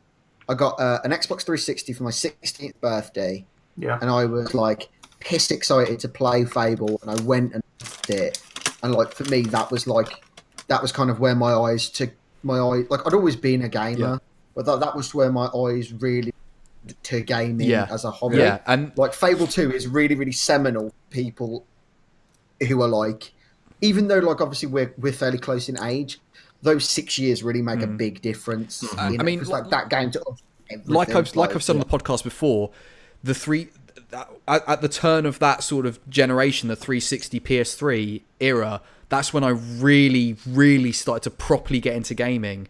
I'd always had consoles and played them, but that was when I really sort of it like Josh says, that's when it really grabbed me, and I started to really take note of it and be like, actually, this is more than just pissing around for a couple of hours on a console. This is like a thing. Do you know what I mean? Like, this is why we're all here now talking about fucking video games, because they now mean something to us more than other people. Do you know what I mean? So that's that for me. Fable 2. Fair enough. Fable 2. Yes. So I suppose go around the table again. Naz. Right again to me. Sticking with the thematicness of the good sequel, I'm of course going to talk about the best sequel, Mass Effect 2. No, can't do that. I can and I have, Josh. That's my number one. Spoilers. Of course, it's number one. Well, we'll have this conversation now, and I'll secede. We'll have this double conversation, shall we? Actually, no, don't, because you might have something different to say on it. I think Naz, just play out what you're going to say, and then because at the end of the day, your reasons might be different for different ways. Like you've, it's going to be a lot more technical, I imagine. Yeah, like I mean, it's your number one for a reason, Josh. Do you know what I mean? So I think lay off until we hear from you. Honestly, I've got. If you can, I could go for others, but that's fine. I love how Rob's just done the presenter equivalent of separating two boxes. No. It's fair fight. It's not the boxing equivalent. Paul's going to come along in a minute with a little like iron our faces. So, Mass Effect 2. The reason that the game is so brilliant is that the story is so simple. It is, you're doing a suicide mission, you do the suicide mission, you might survive. And that last bit is the most important element of that. Yeah. Because your survival is based on just how well you assemble a team and how well you get to know them, how well you get them to confront their issues. And doing so will help you learn more about the characters, which in turn will make you care about them more, which in turn makes you want to survive the mission. And it's just this incredible journey of just being mates with people, finding out about them, learning things, helping them out. And yeah, you go and visit like interesting cities and stuff, and you get drawn into the world and stuff. But there's nothing overly interesting about the gameplay in there. It's shooting. It's not even particularly good shooting. but it's fine, adequate shooting. I think it's pretty crisp. Like, What was that? that it's pretty crisp. You get that hand, like from like like just before Morden Solus. Like that gun feels. It's fine. Like I say, it's not why you've played the game. It's the game, but it might be why you play Anthem. That game doesn't look good, but it's about the journey. It's about the characters, and you just go on this amazing journey with your mates and just chilling out. And it's got one of the best DLCs ever in Lair of the Shadow Broker. Good, it's a massive bit of DLC, and you get to find out about a character from the first game and what they've been up to, and you get to do an amazing journey and learning about her and about the world. It's just such good world building in there. It's just the ultimate narrative experience through the most simple plot lines. That is a proper DLC as well. It's a big chunk. Massive DLC. It's big chunk. It just takes you on this incredibly big journey that, again, helps you out later on. That final boss fight as well is solid. Yeah. Again, like I say, it's with that not very good shooting. It's kind of harder than it needs to be, but everything you've done to that point helps you out. You get to that suicide mission. It's like, okay, so we need someone to do the technological stuff of this. Well, I've been talking to Victorian, who's with us, for about 40 hours, and she's very technical, so she can do that. And because you know to do that, everything's fine. And that's just the whole suicide mission. You pick out the best people because you've learned about them to do the best jobs, and if you do everything right, you will get to the end and everybody's fine and you win in the best way possible. To articulate on that point as well, it's you get to points where it'll separate characters. You can either send Tally into the fan, who's like a technically minded, or you could send Legion into the fan, who's a Geth. He's a robot. He can do robot things. But you've also kind of got to plan ahead, because you've got to go, well, I know that Legion is a sniper. So what happens if I need someone to do some shooty bang bang here? And you kind of have to do like process of elimination to get back to like the right person as well. Absolutely. Which is really cool. So yeah, there's my second pick. Hand it over to Humble. I am also doing a sequel, although I like to think all of these games are some of the top ones. But I've basically done this list as if I was stuck in a desert island. What 5 games could I have? That's how you should do it. Yeah. And why most of mine are RPGs, but I love RPGs. 200-hour plus. Yeah. That's what on the island. I was struggling with this one because any one of the 3 games would be good from the series, but I had to plump for one. I'm going to plump for Age of Empires 2. Oh, game! What a game! Hard to argue with that one. Yeah, okay. Age of Empires 1 was good, but it was the first attempt. Age of Empires 3 again, good, but there was just some little bit of because something about it 2. got. Yeah, there was just something about 2 that made it a bit more charming, a bit more immersive, and obviously I'm a big fan of the fantasy and the RPG kind of stuff, and so Men with Swords is better than Men with Muskets. Hell yeah! They stripped back stuff from like 2 into 3 as well. They did, yeah. It's like you expect to build on each other, and it's like you go like 1 and 2. Don't take away features, just add features. Yeah. It can become too feature rich sometimes. I think that's maybe what they were thinking of doing and made it worse for it. Yeah, I mean, to be fair, if someone said to me, I could have any of the Age of Empires games, I'd plump for 2, but I'd be happy with any of them. To be fair, they're all good games. Sure, the island, man. If you want to take 2. Yeah, but I think if I had to pick one, I'd take 2, and I'd ideally take the Conqueror's expansion as well, because that was all. No, I mean, if I had to pick one of the 3, I'd take 2. Yeah. On PC, not on PS2. Oh God, no! I just want to clarify that. Come out on PS2? Mouse and keyboard. Oh God! Yeah, it came out on the PS2. Oh no! Oh, it's dirty. Yeah, take it away. I don't want that knowledge anymore. No, I am finding links, and you are seeing this. Oh, stop it! Oh, shouldn't have to qualify that. And it's just like also like some RTSs get away with the controller. Age of Empires. They don't. It's very rare. It's very rare an RTS gets away with a controller, but Yeah. Oh my god. Sometimes you can manage it though, but like Age of Empires, Nah. with Nah. definitely need mouse and like keyboard shortcuts Yeah. for that game to work. Yes. My god. Yes, you do. Also, how do you turn this on? Like, there's a niche joke for the Age of Empires fans in the room. Yes. Da-da-da. Well, if anything goes on, blame it on your ISP. I'm just putting in the Discord now, Rob. God. You can watch this later. Okay, brilliant. Thank you, Nat. Thank you so much. Humble. You're very welcome. Sorry, I misspoke there. Bing, Thank you so much, my Humble. God. So, You're very welcome. Is that all? Are you done talking about Age of Empires?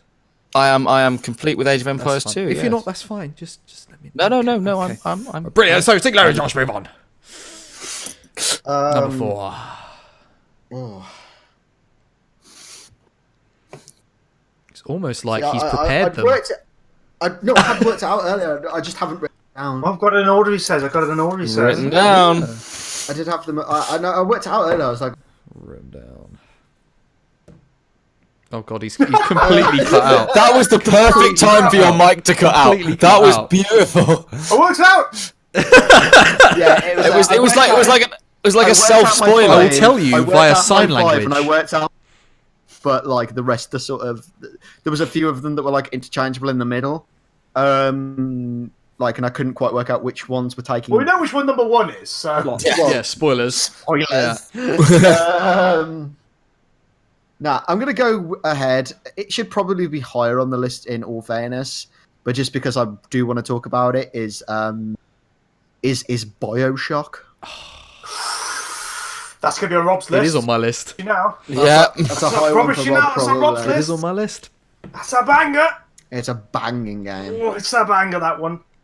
It is. I love that Oh, game. hit us No. all through. BioShock as a series is generally bang. Yeah. Yeah.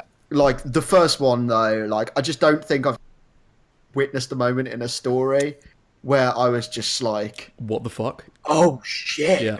Like, and it just totally, I vividly remember it was just like, it just absolutely rocked my world. And I like paused the game and I was like, Yeah. Yeah. what? Yeah. I just remember, I could think about it, just like, did that just fucking happen? Did like my best friend, who I've been like chatting to the entire time, just like do that to me? It's about best friends, mate. And then The little Irishman. I know, and then to find out the would you kindly, which was not actually just a quirky quirk. Yeah. Like, I didn't think about the would you kind thing for the whole thing. that's That's it. That first playthrough, you don't. That's the bit that gets me. It's how susceptible think, you are. Oh, it's like there's something up with this guy, but like for the most part he's helping me out, and then it gets to like the would you kindly bit, and it's just like blew my tiny little mind. I mean, we can't talk about BioShock without mentioning, but it's got the best opening cinematic. Oh my god, of yeah. anything. Yes. Oh my You god, coming yeah. down and you see Ratchet. But not just that. Visit. Not just that, like visually, it's that whole Andrew Ryan speech along with it, Yeah. because the 2 and Yeah. 2 are The man so not entitled to integral smut off to his that own to brow. that first Yeah. initial exposure to Rapture. It's whoa. So good. Also Absolutely. top Art. like one of top 3 scariest moments in video games is where like you're stuck in the pod and the splicer is like yeah. carving Yeah, through the top literally. of the pod. I'm like, Any moment with a Big Daddy. Yeah, Scary first as time hell. you meet a Big Daddy, like Any and moment there's so with a many, Big there's Daddy. so First time you see a many, Big Daddy as there's well. so many shit yourself moments in BioShock. It's when like that dude like he steals the Adam and then the big yeah. Daddy's like no. he's like, nope mate, and he just like punches him into the wall and like fucking drills him to death. It's like, So, the only massive flaw of that game is that the end boss fight's a bit shitty. Yeah, ish. Shit, really? That's right. If you get the good ending, it's great. But that I boss got fight the good ending. I made a point just of very, very average. You know, it's a video game boss fight. And what? Oh man, but it's not so much like. Did you just walk up to BioShock and go, "Big whoop, want to fight about it"? Naz? Yeah. It's not so much to do with like the weird thing about that game is it's not so much like it's not so much the end, like the destination you end up at. It's the journey through it. Absolutely, you pick up like, the audio logs, and it's you hear the stories. Like that game could have been a walking simulator. Could for all I care, like it could have been a walking simulator. Game, right? But it could have been. If it told the same story, and hit the same like narrative, like I don't think it wouldn't have blown my mind any less. Like those revelations, and those are real moments like stick out, like the "Would you kindly," you know. I'd see what the rest of your list are. Perhaps maybe should be higher, but I'm glad we get to talk. Yeah, no, like I think it was just like I think, to be honest, realistic, probably in my 2 slot, but like I just we'll get to it. Yeah, I'll evaluate you when we shall judge you upon the complete list. Yeah, cool. So my number 4 is The Elder Scrolls 4 Oblivion.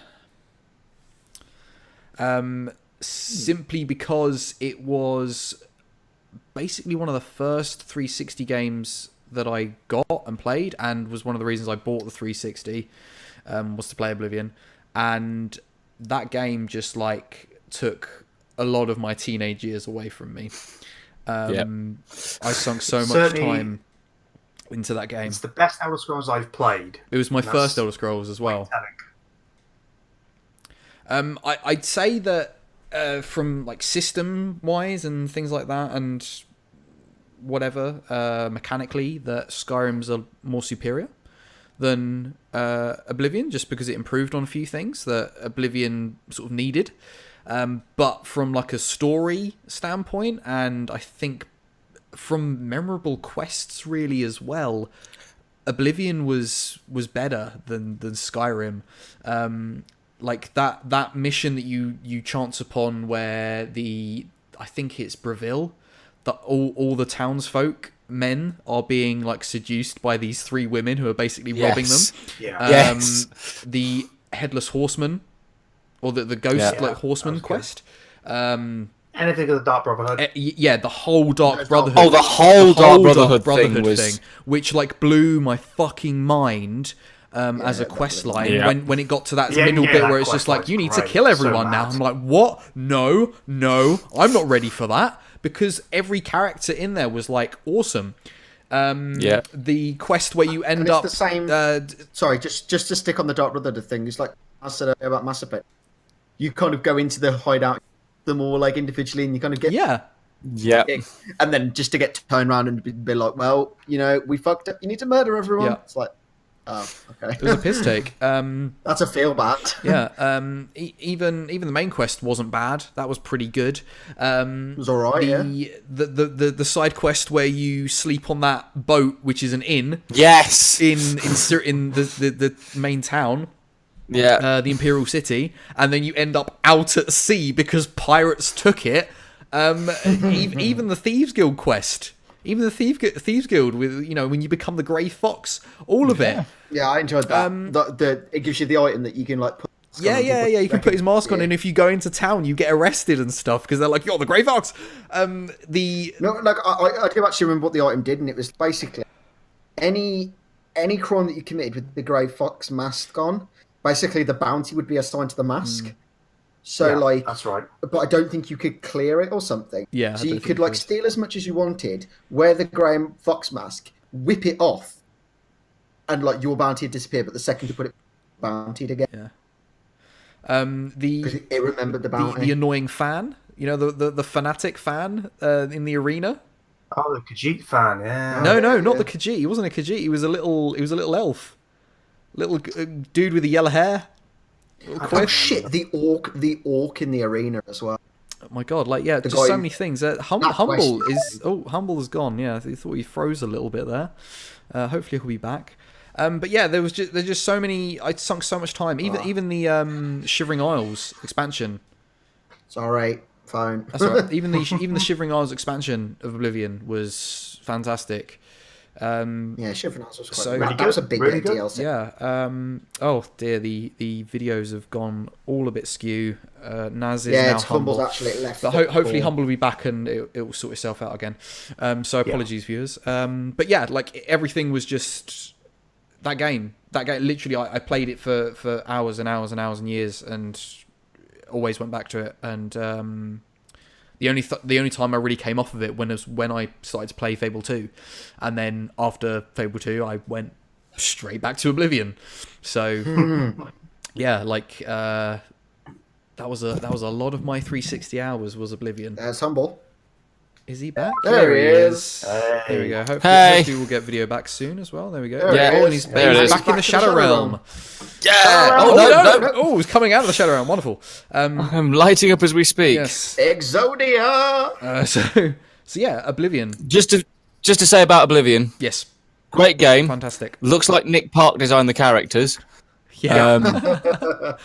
But great game. Play Morrowind. Yes. I've All I'm I gonna think say. this intended to. phenomenon that happens first Elder Scrolls game you play is always the best one. Yeah. It's kind of a weird thing. But the thing is, I played Oblivion first.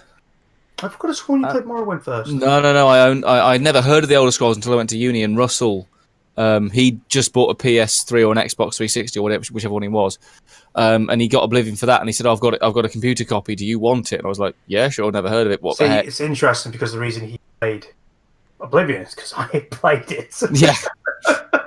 We had a wonderful couple of days, right? And we played it, and then I got really tired. But yeah, no, I've gone back since and played Morrowind, and Morrowind is a good game. Yeah, it's Very good game. Very And good. Elder Scrolls people, can you please bring back spears in the next one? Properly working spears, please. I'll have a talk to Pete Hines, whoever is at the top. And less fucking mothering as well of the player character. Yeah. Like- Oh, and can you possibly finish off the good side quests? And maybe just Hang in. fix all the bugs in your game. Maybe you know? Yeah, release a game that works. maybe learn something Yeah. from CD Projekt Red as well.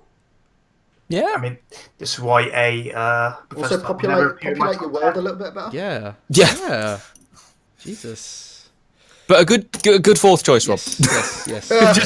Just ripped it a new one. Let's just shit on it. From By the way, that was all right. Oh, what a shit Bethesda wouldn't have it game. any other way. Yes. So yes, Elder Scrolls 4 Oblivion. So Naz, what's your number 3 So we talked about world building and Yes. how shitty the Bethesda ones are. I'm going to talk about good world building. Mm-hmm. That is The Legend of Zelda: Breath of the Wild. Boom. That's a game from last year. Did that one coming, did you? That game that everyone said would rock my world, I've played literally. That game is a masterclass in Josh. design. I think I'm going World to take my design. headphone off just to confirm, but I'm pretty sure I just heard Charlie, who is watching the stream in the other room, go, "Oh, not again."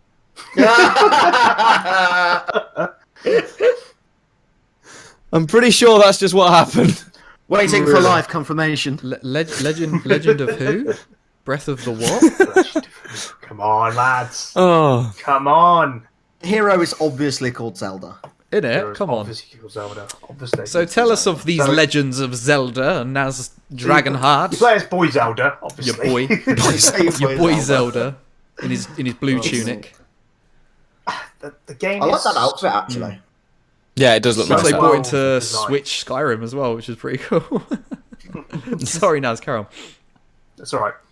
So, I've read and seen a bunch of videos about how that game's designed in terms of like the world and how they place quests and stuff like that. Because the game is open world, but it's open world in a way that feels handcrafted. So, like the way objectives and unique locations and stuff like that are placed on the map in relation to geographical features and stuff is incredibly well designed to give you a very good moment every time you see something new, whatever. There are points in the game where like a location like the Castle Hyrule won't reveal itself as you're going around until a certain point, and it's like almost like it's like trying to get that sweet spot. It's like, no, yeah, you don't get to see it yet. You don't get to see it yet. You don't get this big reveal. Oh, look at that! You like that, don't you? Tries to give you like the best like cinematic. Yeah. Absolutely, but without being cinematic, without taking the control away. It feels natural. I mean, we'd had a conversation about Monster Hunter and how the camera for that, like, immediately goes, grabs it, and then takes the control away and goes, look, you see the thing, You never get that with Breath of the Wild. It's always unfurling itself at your own pace, and do everything at your own pace and your own volition. It's like, okay, I want to go to the top of that mountain because it looks massive, and I want to climb something. And you get to the top, and you're rewarded with something nice. It's like, I'm at the top of the mountain. I've got something nice. Brilliant. I want to watch the other side of the mountain. It starts raining, and then. But again, you see that as a challenge. You see the rain, and get up there, regardless of the rain. And it's just so many little mechanics as well. Like the rain will bring lightning, and if you're wearing metal stuff, you'll by lightning. And the heat is an issue, so you need to cool down. And cold and the rest. So many interesting mechanics and stuff. Yeah, those weather mechanics were really interesting in Breath of the Wild, and I look forward to seeing how other games potentially introduce that similar mechanic into their games. For RPGs, I think that'd be really interesting.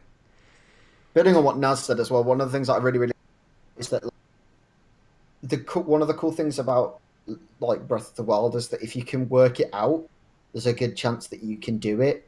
So like there are dudes that have worked out a way to like airships and stuff. Damn. Like getting a raft and like attaching balloons to it and like but the other thing is like say you're fighting a boss, starts to rain, starts to lightning. If you've got a metal sword, throw that at the feet of the boss, you could get lightning to strike the feet of the boss, and the lightning might hit the boss, and and again it all comes back into that line. It's really cleverly the way that it's actually like together is actually very. They've looked at like a bunch of like generalized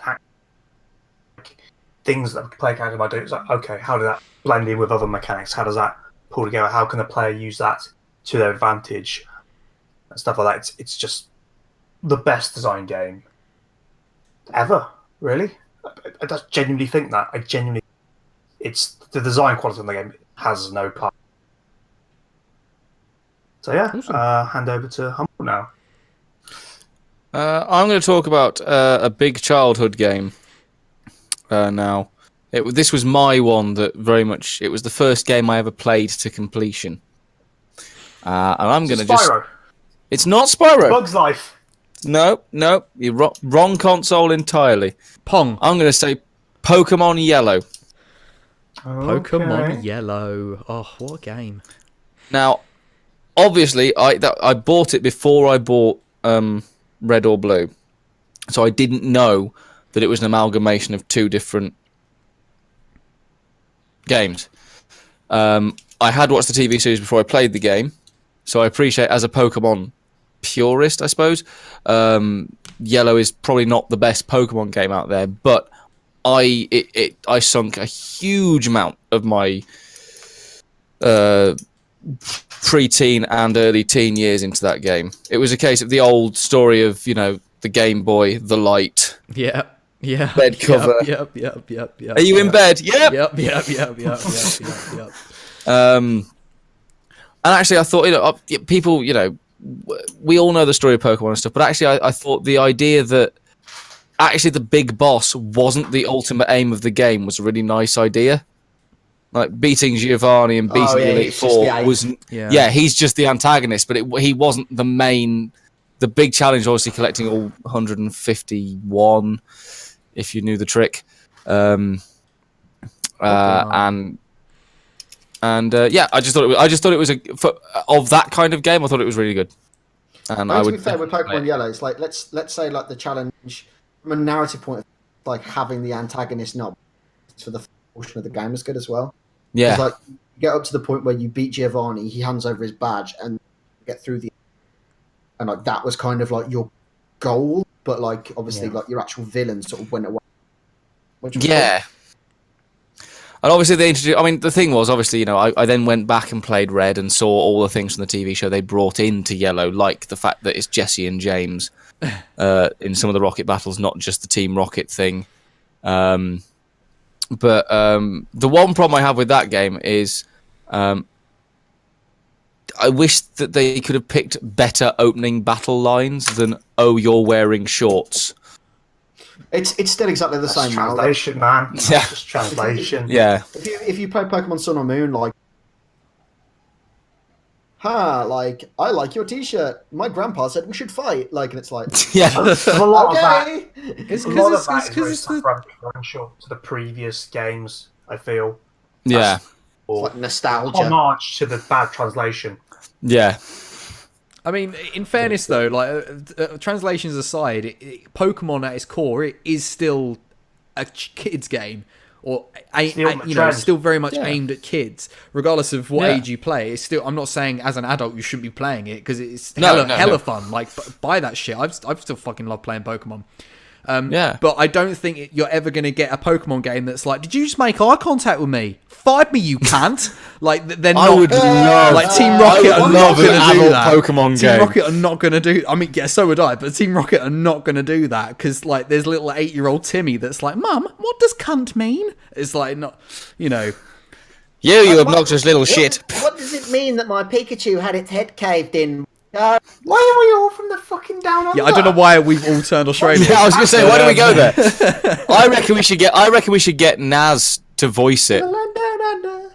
And make Naz the big bad boss, so he goes, you've made it to my lair, have you? Come on then! Come on then! So, yeah. So Pokemon Yellow. Sweet. That's my third choice. Pick. Josh. Dark Souls Tree. So, Dark Souls 3 was probably going to be my number, but I didn't want to just do like because Naz had raised the point kind of at the Horizon pick, and I was going to just put a little buffer, cheeky little buffer in between. Yeah, a little buffer. But Dark Souls 3 is just nuts good. It's just insanely good. And like the thing with Dark Souls was that like I'd always said, man, like I appreciate what you're trying to do here. I just don't want to play ball. Like I just don't want to do it. And then I was like, you know what? It'd be if somebody like me was forced to play this kind of game where every time I died, I gave money to charity. And then I played it for 6 hours. And I was like... Raise the charity £10,000, of which he's still paying. 63 pounds, I think I raised. Well, that's not bad. It's good for charity, man. Great for the charity. I mean... Yeah, 63 pounds. So it was a pound every... But like that was over the course of 6 hours, so it's like 10 times an hour. Most that's only once every 6 minutes. I wouldn't panic too much. That's all right, to be fair, in Dark Souls. Yeah. Most of them came to Idex Gundy. Fucking cunt. But then I was like, okay, well let's. I remember like the first moment I beat Idex Gundy, it was such a moment of like, oh, I get it now. It's like, you know, if you're not looking for the narrative's super loose. Super loose. If you're not looking for it, it's like, you know, the opening cutscene is basically there's these dudes called the Lords of Cinder, and no one has answered the call, and they haven't come back to their thrones, so you need to forcibly return them to their thrones. Go out, find big lads, kill the big lads. Come back, basically. Come back. Now, if you wanna delve deep, woof. Some deep cuts in those games. Deep cuts. You can go balls deep. Like. Oh yeah, tell me more, Josh. Tell me more. The idea that like IDX Gundyr was like meant to be a champion, but like he woke up late when the bell tolled, and so he decided and found his like firekeeper had like died, so he decided to serve as like the guardian to see if like the next person to like light the flame would be like worthy and things like that. You can go super deep on people. So deep. Like there's a thing that eats people, and like unless you're looking for that narrative, you don't really know about it. Yeah, Aldrich Saint of the Deep is sick as fuck. Fucking asshole. So good. But I suppose definitely one of the most intriguing things about Dark Souls, and if you're into that, one of the things that I suppose keeps you going. Yeah. It's that sense of self. I mean, I talked about it earlier. Like I can't remember who I said it to, but it was like I once sat in the stream for 3.5 hours fighting a boss because there's a dude in my chat just going, you just need to learn to parry. Like you just need to get good and learn to parry. And I was like, you know what? No, I'm gonna do it my way. And I stubbornly sat there for 3.5 hours and learnt his attack pattern and pulled off some sweet ass dodges. And with a little bit of luck and a fair bit of skill, I finally killed him. And it was, honest to God, it's the most rewarding I've ever done in a video game. I'm still sure that's the stream you fell down the lift shaft immediately afterwards. No, I'm sure it is. there was a lift shaft actually there, so it stands a. Yes, I did. Yeah, yeah, because you'd done 3.5 hours, you'd finally killed this great demon, and you just went, yes! Oh, there's a lift here. Right, I wonder how this works. No, I think it came a little bit later, so I killed the guy, went up a set of steps, through the giant's causeway, and then there's like, it's like a hidden doorway, and I hit the hidden door. Oh shit! I know you. And then just like dropped, and I was like, "You fallen down with electric." It was just such a beautiful moment. Josh was so proud, and rightly so, of finally getting this boss under his belt, and then just stabbed But about 15 minutes later, oh, that made me chuckle. Yeah. That did make me chuckle. But you know, like, I think that game just kind of really taught that just because, you know, half of the reward is actually just like persistence with it, and like the way that the world's crafted, and the way that the bosses are, and like every moment's super. Music is just unbelievably good in that game. But yeah, I think Dark Souls 3 is quite up there with just like favorite games of all time.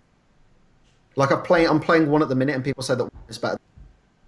But I think what Naz said earlier about the Elder Scrolls might be true, where like the one that you've sort of played. There is a bit of because there are people that like absolutely think that 2 is the best one, and it's like that's I wonder true in any sense. I've seen people say that 2 is their favorite. 2's a nice enough game, but it's the weakest. There is a sense of that in that series, but also 1 is far superior just because. Yeah, and you'll notice this when you play it. There are just a lot more sort of diegetic storytelling and stuff like that, and like the placement of people makes sense, and the world makes a lot more sense. We together. There's a bit too much reliance in the third game on referencing the past. Well, it is a direct sequel to the first one. Yeah, it's a direct sequel, and there is going to be that thing, but there's something so fresh about first Dark Souls game, and something so. See that third one, the idea of the mystery. Haven't the Lord's Josh, returned? sorry, you cut out hugely there. Sorry. Yeah. The mystery. That why haven't the Lords returned?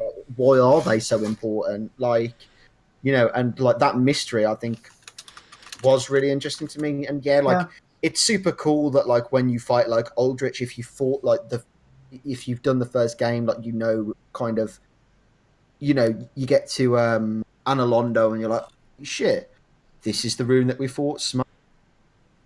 Do you know what I mean? Like, there's all those like beats that like I'm sure are way more impactful if you played the first one. But for me, I was still really, really, really taken by the actual just mystery of the world. Oh, absolutely, it's still a wonderful game. And it was kind of nice, like almost feeling like kind of relating to my like Ashen champion of kind of waking up and being really confused and just kind of, here's this thing I need to do, and I'm not sure why I'm doing it, but I need to be done.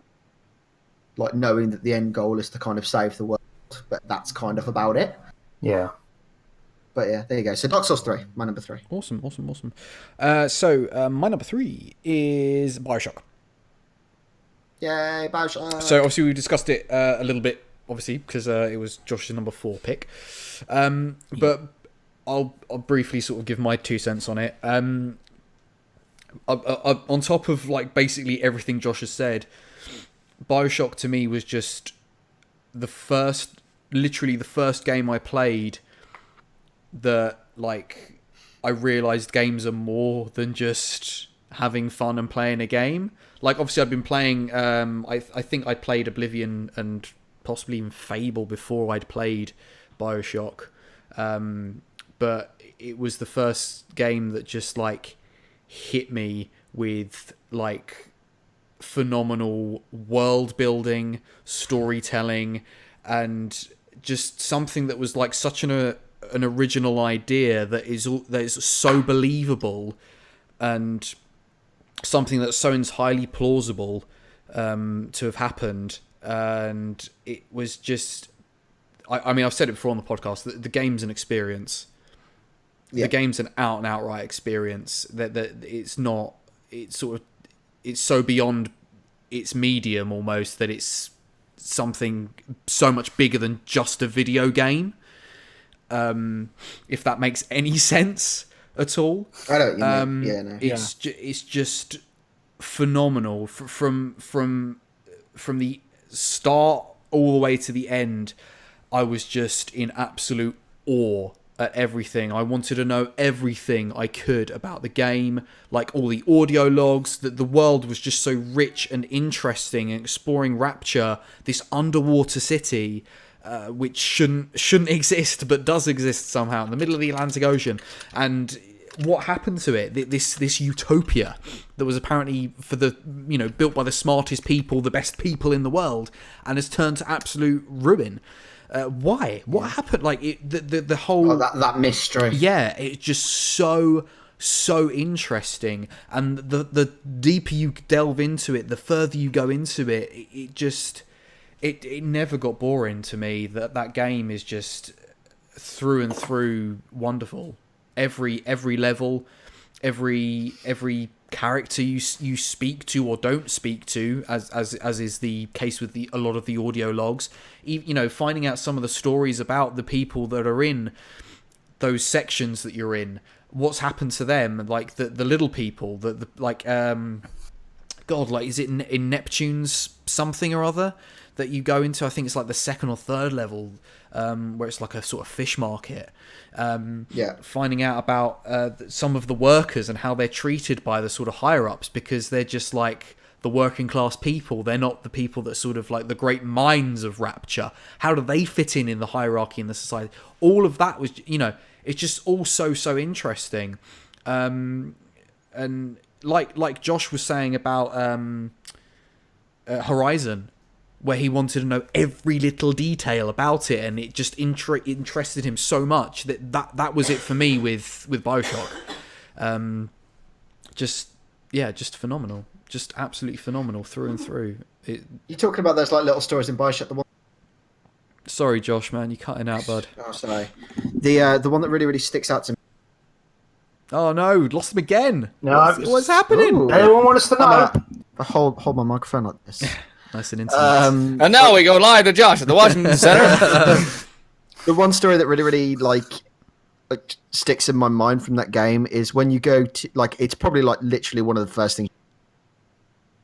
That doctor surgery. Yes. It's his like descent kind of into madness, and how he was this like crazy prolific.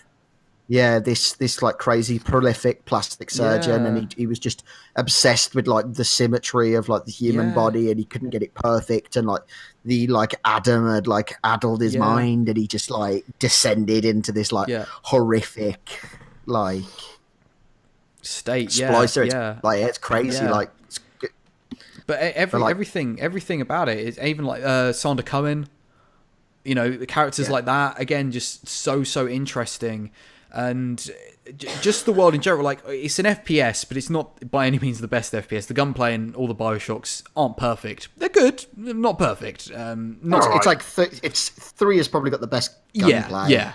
Better than Mass Effect. It certainly improves as it goes. But I don't know. But added with that element of the plasmids and everything like that, it just got the gameplay is just so interesting, so good, and always varied. And to be honest, I always call it, whether people think it is or not, I always think BioShock is a bit of a survival horror game. I think so. It can't be denied that there are definite survival horror elements, regardless of how you sort of genre categorize that game. But it's there is an element of resource managing, especially there was for my first go of it anyway. But yeah, I instantly stopped playing that as soon as I completed that game. I like went away from the controller and I had to like take half an hour to like just intake everything that I'd experienced after finishing it. Not just, let alone that huge, twist that happens midway through. Just, I had to take a minute to just like sit right there. Yeah. And tell you how I became a crazy Prince dude. called Raptor. Yeah, literally. But about an hour later, started the game again. Like, it was just I've played that game so many times, just so fucking good. But this is one thing, you get those questions I was always, if there's one game you could play again without, like sort of wipe your memory of it. Yeah, wipe your memory of it and play it from the start again. BioShock. Yeah, BioShock, yeah. Every time. BioShock. See, like you're talking about like categorizing it. Like I always. He's cut out. God damn it! Like when you talk about like categorizing like BioShock as a game, like in terms of like genre, like I always sort of think of it as a. It sounds a bit weird to say, but it's. Sorry, I'm just meddling with my snowball. Is a kind of like a story-driven dystopian horror game. Yeah. Which is like, I know it's going a bit deep, but like, yeah, no, I agree. Like, I think that's BioShock. Is that deep for BioShock? Like 50,000 leagues. I mean, think about what you're talking about. Yeah. Yeah. So that's my number 3 pick is BioShock. I will hand it over to you, Naz, as we go into our number 2 pick. I just want to point out that it is 10 o'clock now, and the rate we're going is doing 5. It's going to be about 12 o'clock. We're done. So I think maybe just we all do one more and then cut there. Well, I'm happy to. I'll sort of quickly add my thoughts on Mass Effect at the end, and I'll just keep that sweet because you basically said everything. Yeah, that's fine. Like I said, I'm just very, very concerned. 2 hours now. Well, and my next one is tiny. Yeah, I mean, even if we just really we're strict and blitz through them, but we should have been strict and blitz. Yeah, through them. no, we should have done. Yeah, we've only got 2 each left anyway. If we just like. If we're strict, fast and loose, fast and loose. But I will need to go to the toilet now, so I excuse me. No, we got 2 left, man, because we're on to our. We're on to our 3rd one, so we got 3. You're on to your 4th game, aren't you now? You're on to your 4th game. I'm really not. You should be. Yes, you are. Sorry, because I've done Horizon. Dark Souls. It's fine. BioShock. It's because we've talked about the same game, or. Yeah. Yeah, I'll say we just spent too long on BioShock twice. I'm just going to quickly say, Shadow of Claw. It's a game about a big old series of boss fights. Yeah. It's incredible, great music, beautifully rendered world, great varied combat, just great. Just left a real big imprint. HD remaster. Coming soon, yeah. I'm probably going to get it. Like 22 quid or something on Amazon. Like I've never played. Yeah, I've never played Shadow of the Colossus. No, neither have I. I'll be interested to play that. I recommend it. I was actually under the impression that it wasn't so much to do with combat as it was to do with like exploration, and then the boss fights were like platforming puzzles that were actually like fights. You spend your time looking around this big empty loneliness. Then when you find the big boys, it's about trying to figure out where the weak points are, climbing them, holding on, stamina management, being able to pick your moment and stuff. Is it a bit like Dark Souls in the way that like it's like the boss has got like a bar and you're trying to whittle the boss down, or is it a case of like if you can do this 5 times? It's Dark Souls in the sense you just got to pinpoint the weak point, but it's kind of got the same loop of stab the glowing thing. Yeah, it's how you get there and how you beat the odds, because they can kill you quite quickly. Indeed. I wonder how many games you could categorize as stab the glowy thing. Too many. Yeah. Are there minor it's enemies? The best boss rush game. It's the best boss rush game. Are there any minor enemies to fight? No. So it's just the Colossus. And again, you kill one of the things, and like don't get a victory music. You get sad music because you're a dick. Because you go out and find these things. Some of them just mind their own business, and you go off and you find them. Some of them are twats. Some of them are just not. Very much looking forward to the remaster most that's of them coming are out twats. this year. You're the twat. You are the twat. And it's revealed to you at the end how much of a bell end you are. how much of a bell end you are for listening to a voice telling you, "Oh, go do this thing, and I'll do a nice thing for you." You're a dick. There you go. Right. I'm ready to Chris? hand over. My next one's going to be my quick, because I talked about this right at the top of the stream. It would be Lord of the Rings: The Third Age. Nice. Yeah. Talked about I think that at it's. length.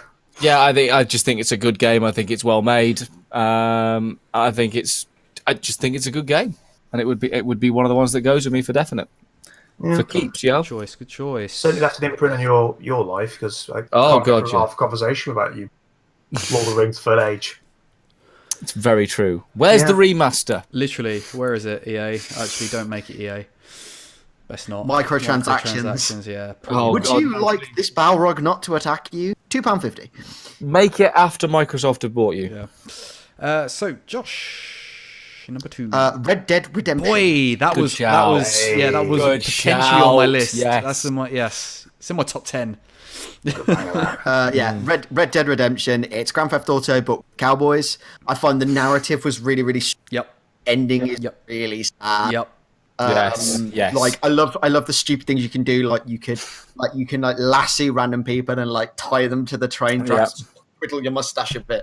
Like the characters are great. Like I have a really distinct memory of, like going into like the multiplayer, taking my horse from like the top of America down to the bottom of Mexico before the sun sets. Yep. And like doing that trophy and doing that with a friend of mine on the multiplayer. Nice. Yeah, game's great. Hunting the Last Sasquatch, stuff like just like game's fucking ace. Really excited for the second one to come out. Yeah. I hope it's got John Marston in it. I don't know how they'll do that. I mean, spoilers, but he can't be. Oh, it Well, does. Did you see the trailer they did last year?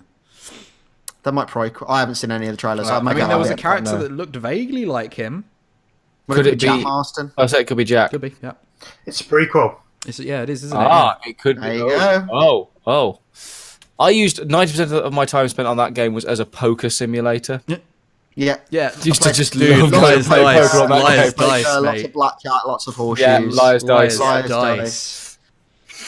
I also kind of really enjoyed like the hunting aspect of that game as well, like hunting like the birds and that was doing all fun. that kind of crazy shit as well. That was good. Right, can I just quickly, like, before I pass it back to Naz for the last game, because we've kind of Rob. we've already. Rob. Oh, is it Rob? Rob? Yeah. No, sorry. No, go. Sorry, Rob. My number 2 pick is Final Fantasy X.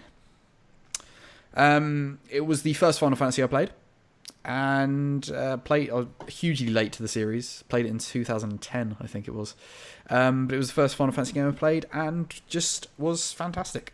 I really loved the system, the combat system. After I've played Final Fantasy games since, it's still to me the best combat system with the swap in, swap out characters anytime you want. I thought the story was really strong, and it's a story and the characters just really stuck with me. And it was pretty much the first JRPG that I played as well that I really, really got into. But yeah, Final Fantasy X, great game. So let's go into our number ones.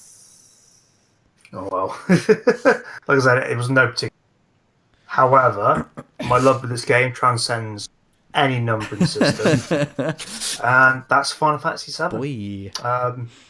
There isn't a lot I can say about it that hasn't already been said by everyone. It's I don't want to get into too much detail, but it's just something that I played and really has stuck with me. It's one of those things. I accept that it's probably not one of the best games ever made these days. Maybe it's very clunky in places, a bit outdated in some of its views of the world. Maybe, perhaps. it does have the everlasting message of don't fuck the planet. Yeah. Yeah. You know, be good to the planet. Be good to the planet, because it might just spawn some big monsters to kill you. It might fuck you back. Might fuck you back. And it'll fuck you back.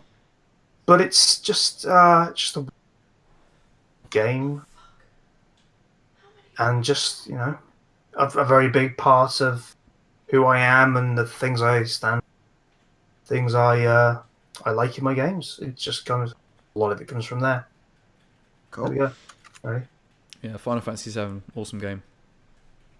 Very awesome game. Chris, on to you, man. Oh. Humble? Oh god, he's frozen. He's bloody Oh, boy. frozen. Josh, if you want to just take the lead, Yeah. while Yeah, we get Humble back. So the thing that makes Mass Effect 2 just the best, just the best thing for me, is basically like everything that Naz had said. The idea that like you get on the ship with like your crew, and there's this like horrible impending danger, like the Reapers, like not the Reapers, sorry, the Collectors, like absolutely like fuck your life up at the start, and it's like kind of like looking at it from that perspective. You just like when you first get given the suicide mission, it's like these insurmountable odds, and you're like, shit, man. Well, if I gotta fuck him, if I've gotta die to get him, like I will, like, and it's all about kind of like how well you can manage characters. The Archangel reveal is like one of the best things ever. Like, I love that. Like the idea that it's like it's Garrus and Garrus is back, and Garrus was like basically my favorite character from the first game. So there's that, and then also like that kind of like last section when you're going through and getting like separated from, and you're having to like put people in like dangerous situations. Like when you get out alive, and it's like, yeah, fuck yeah, I made it work. And like the other thing with it as well is like Lair of the Shadowbreaker was an ace DLC, like lots and lots of real good story in there. And also the best things in video games ever, where you get to just like, if you're quick enough, renegade in on live TV just for talking shit about you for no other reason. They're talking shit about you. Awesome. There you go. Awesome. So now that Humble's back, if you can get your number one pick, please. I did try and shout it down the microphone as I went, but sadly I don't think it got through the ether. I don't think it got through the ether. But simply for the amount of replayability it has, the amount of playability it has, how awesome it is to play, how really cool it is, the world building in it, quite literal world building, it is elite dangerous. Oh, okay. That's nice for you. I think I just think it's a really good game. Every time you turn that on, you can basically become someone different. Just if you've got the money, buy another ship, or just set it out differently. So yeah, I think that's a nice left. That's a game I would play a lot. Awesome. And do play a lot, in fact. Cool. So yeah, that's me. I think right. Everyone take their headsets off, because I think we know what Jesus Christ sticks of Rob. My number one pick, because it is my number one, is The Witcher 3. Yeah, the predictable one. Yeah, fuck you all. I don't care. It's fine. In my opinion, it's been the best game that has been made in absolute years. It's been by far the best RPG that's ever been made. Good job, Humble. God, it's just CD Projekt Red did so many things right as a company. Not just necessarily as a game maker, but as a company in selling this game and then creating the game. And it's by far the most interesting and well-built RPG world and open world that's always interesting, feels lived in.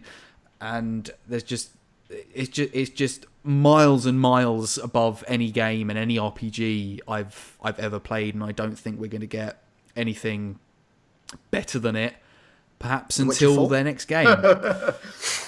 So no, I mean, I must admit, like, while The Witcher doesn't tick on my dick, like, it does an awful lot of cool things, and like the cool thing about that versus like Skyrim, like that world feels lived in, is something that I thought they did really, really well. Like you said, like they made a lot of really positive choices as a company, Yep. like not just like charging out of the nose for like tiny bits of content, like they're just giving it out for free. Like we are committed to supporting a game that we've spent really, really long building, and also like providing good paid DLC as well. Yeah, and that's it. And the content they did charge for, as in the Hearts of Stone and the Blood and Wine expansions, are big enough to be standalone games on their own. That even though they charged about £20-25 for them, I would have happily paid £60 for. I would have happily paid a full price for a game again for that. It's just, it's madness. That they're phenomenal, and I know I rag on about The Witcher 3 a lot, and a lot of people do. Oh, do you, Rob? Like, I thought this was the first time. And there's not much more I can add to the conversation about it, but it is just, to me, just phenomenal. Did you know that, Chris? That Rob's favourite game is The Witcher 3. Like, damn it, guys! Once or twice. I'd heard about that. I hadn't heard much about Breath of the Wild until tonight. But, that's just to stick one into Naz for a bit. Yeah, go for it. Just because I can, because normally he has the better of me in those situations. So it definitely looks like Naz wants to just leave this and go to sleep. So we should honour that. We've gone on. We've gone on very late, and it's fine. We just for long. It was a lot longer than I was expecting. Yeah, that's fair. So didn't have his relentless. Yes. So that is it, ladies and gentlemen. Thank you very much for tuning in to this month's UndeadGamingCast. We'll see what news is like next month as to whether we maybe do another maybe we'll create some news. Yeah, maybe we'll make some news. Or... That's what's hot on the internet, isn't it? Making fake news. Fuck it. Maybe one of us should I don't know, make a video on YouTube about a suicide forest or something like that. Or I'll just go into I'll just film my acting career. Jesus Christ. Oh, fucking hell. Shit. Fire. And on that note, so so we'll see what the news is like next month. If not, you might have another topic similar to this, where we just have we got a list of games that's coming out this year? Could we maybe discuss what's going to happen this year? Because that was going to be my topic if we didn't discuss this before. Yeah, maybe. Yeah. Something we could definitely look into doing. Yeah. Cool. Right. So yeah. Yes. So let's quickly end by plugging ourselves and where we can find us and all that sort of thing. So, Josh, what do you do? Where can we find you? I am a live streamer. I have been a little bit now. Please come say hello, because I am quite things. You can find me twitch.tv/SingularityJosh. Twitter, it's at SingularityJosh, and Facebook, SingularityJosh. Also Instagram, SingularityJosh as well. Come say hi. Cool. What sort of things can we expect this month? Quickly. I'm going to be playing Monster Hunter. I'm doing a challenge, like a series. I'm calling Soul 1 through 3, like taking like a big character class, like a warrior, and then a sort of battle mage, and then one as like a knight, as like a herald or whatever, like a paladin. Yep. Doing that with the games, and then playing Bloodborne as well. After that's done, playing Monster Hunter. We're playing lots of Overwatch at the minute. Diablo 3 as well to be. Yeah, and like me and Rob have started playing Diablo 3. They've started that game about 29 times now, but what you gonna do? We'll get there eventually. We'll actually get into the meat of it, but we'll see how we rock and roll. But that's me. Cool, awesome. Humble, what do you do now, and where can we now find you? I used to be a YouTuber. You can find my catalogue of over 700 videos on my YouTube channel, youtube.com/HumbleGamerTube. But I am now currently residing on Twitch for the foreseeable future. Twitch.tv/HumbleGamerTwitch. You can also cookies. You can also find me, and they taste delicious. You can also find me at the Twitter address down below, at HumbleGamerNews. It's also at HumbleGamerInsta on Instagram. Awesome. And facebook.com/HumbleGamer. What sort of things can we expect you to be playing this month coming?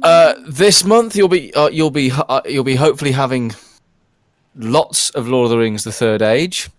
There'll be a couple of surprise streams as well, I imagine, with or without folk online. I'm hoping to try and get community streams up.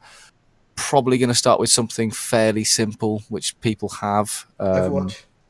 Overwatch is a good one, yeah. Cool. Although I will be the worst player on my own stream because I suck at Overwatch.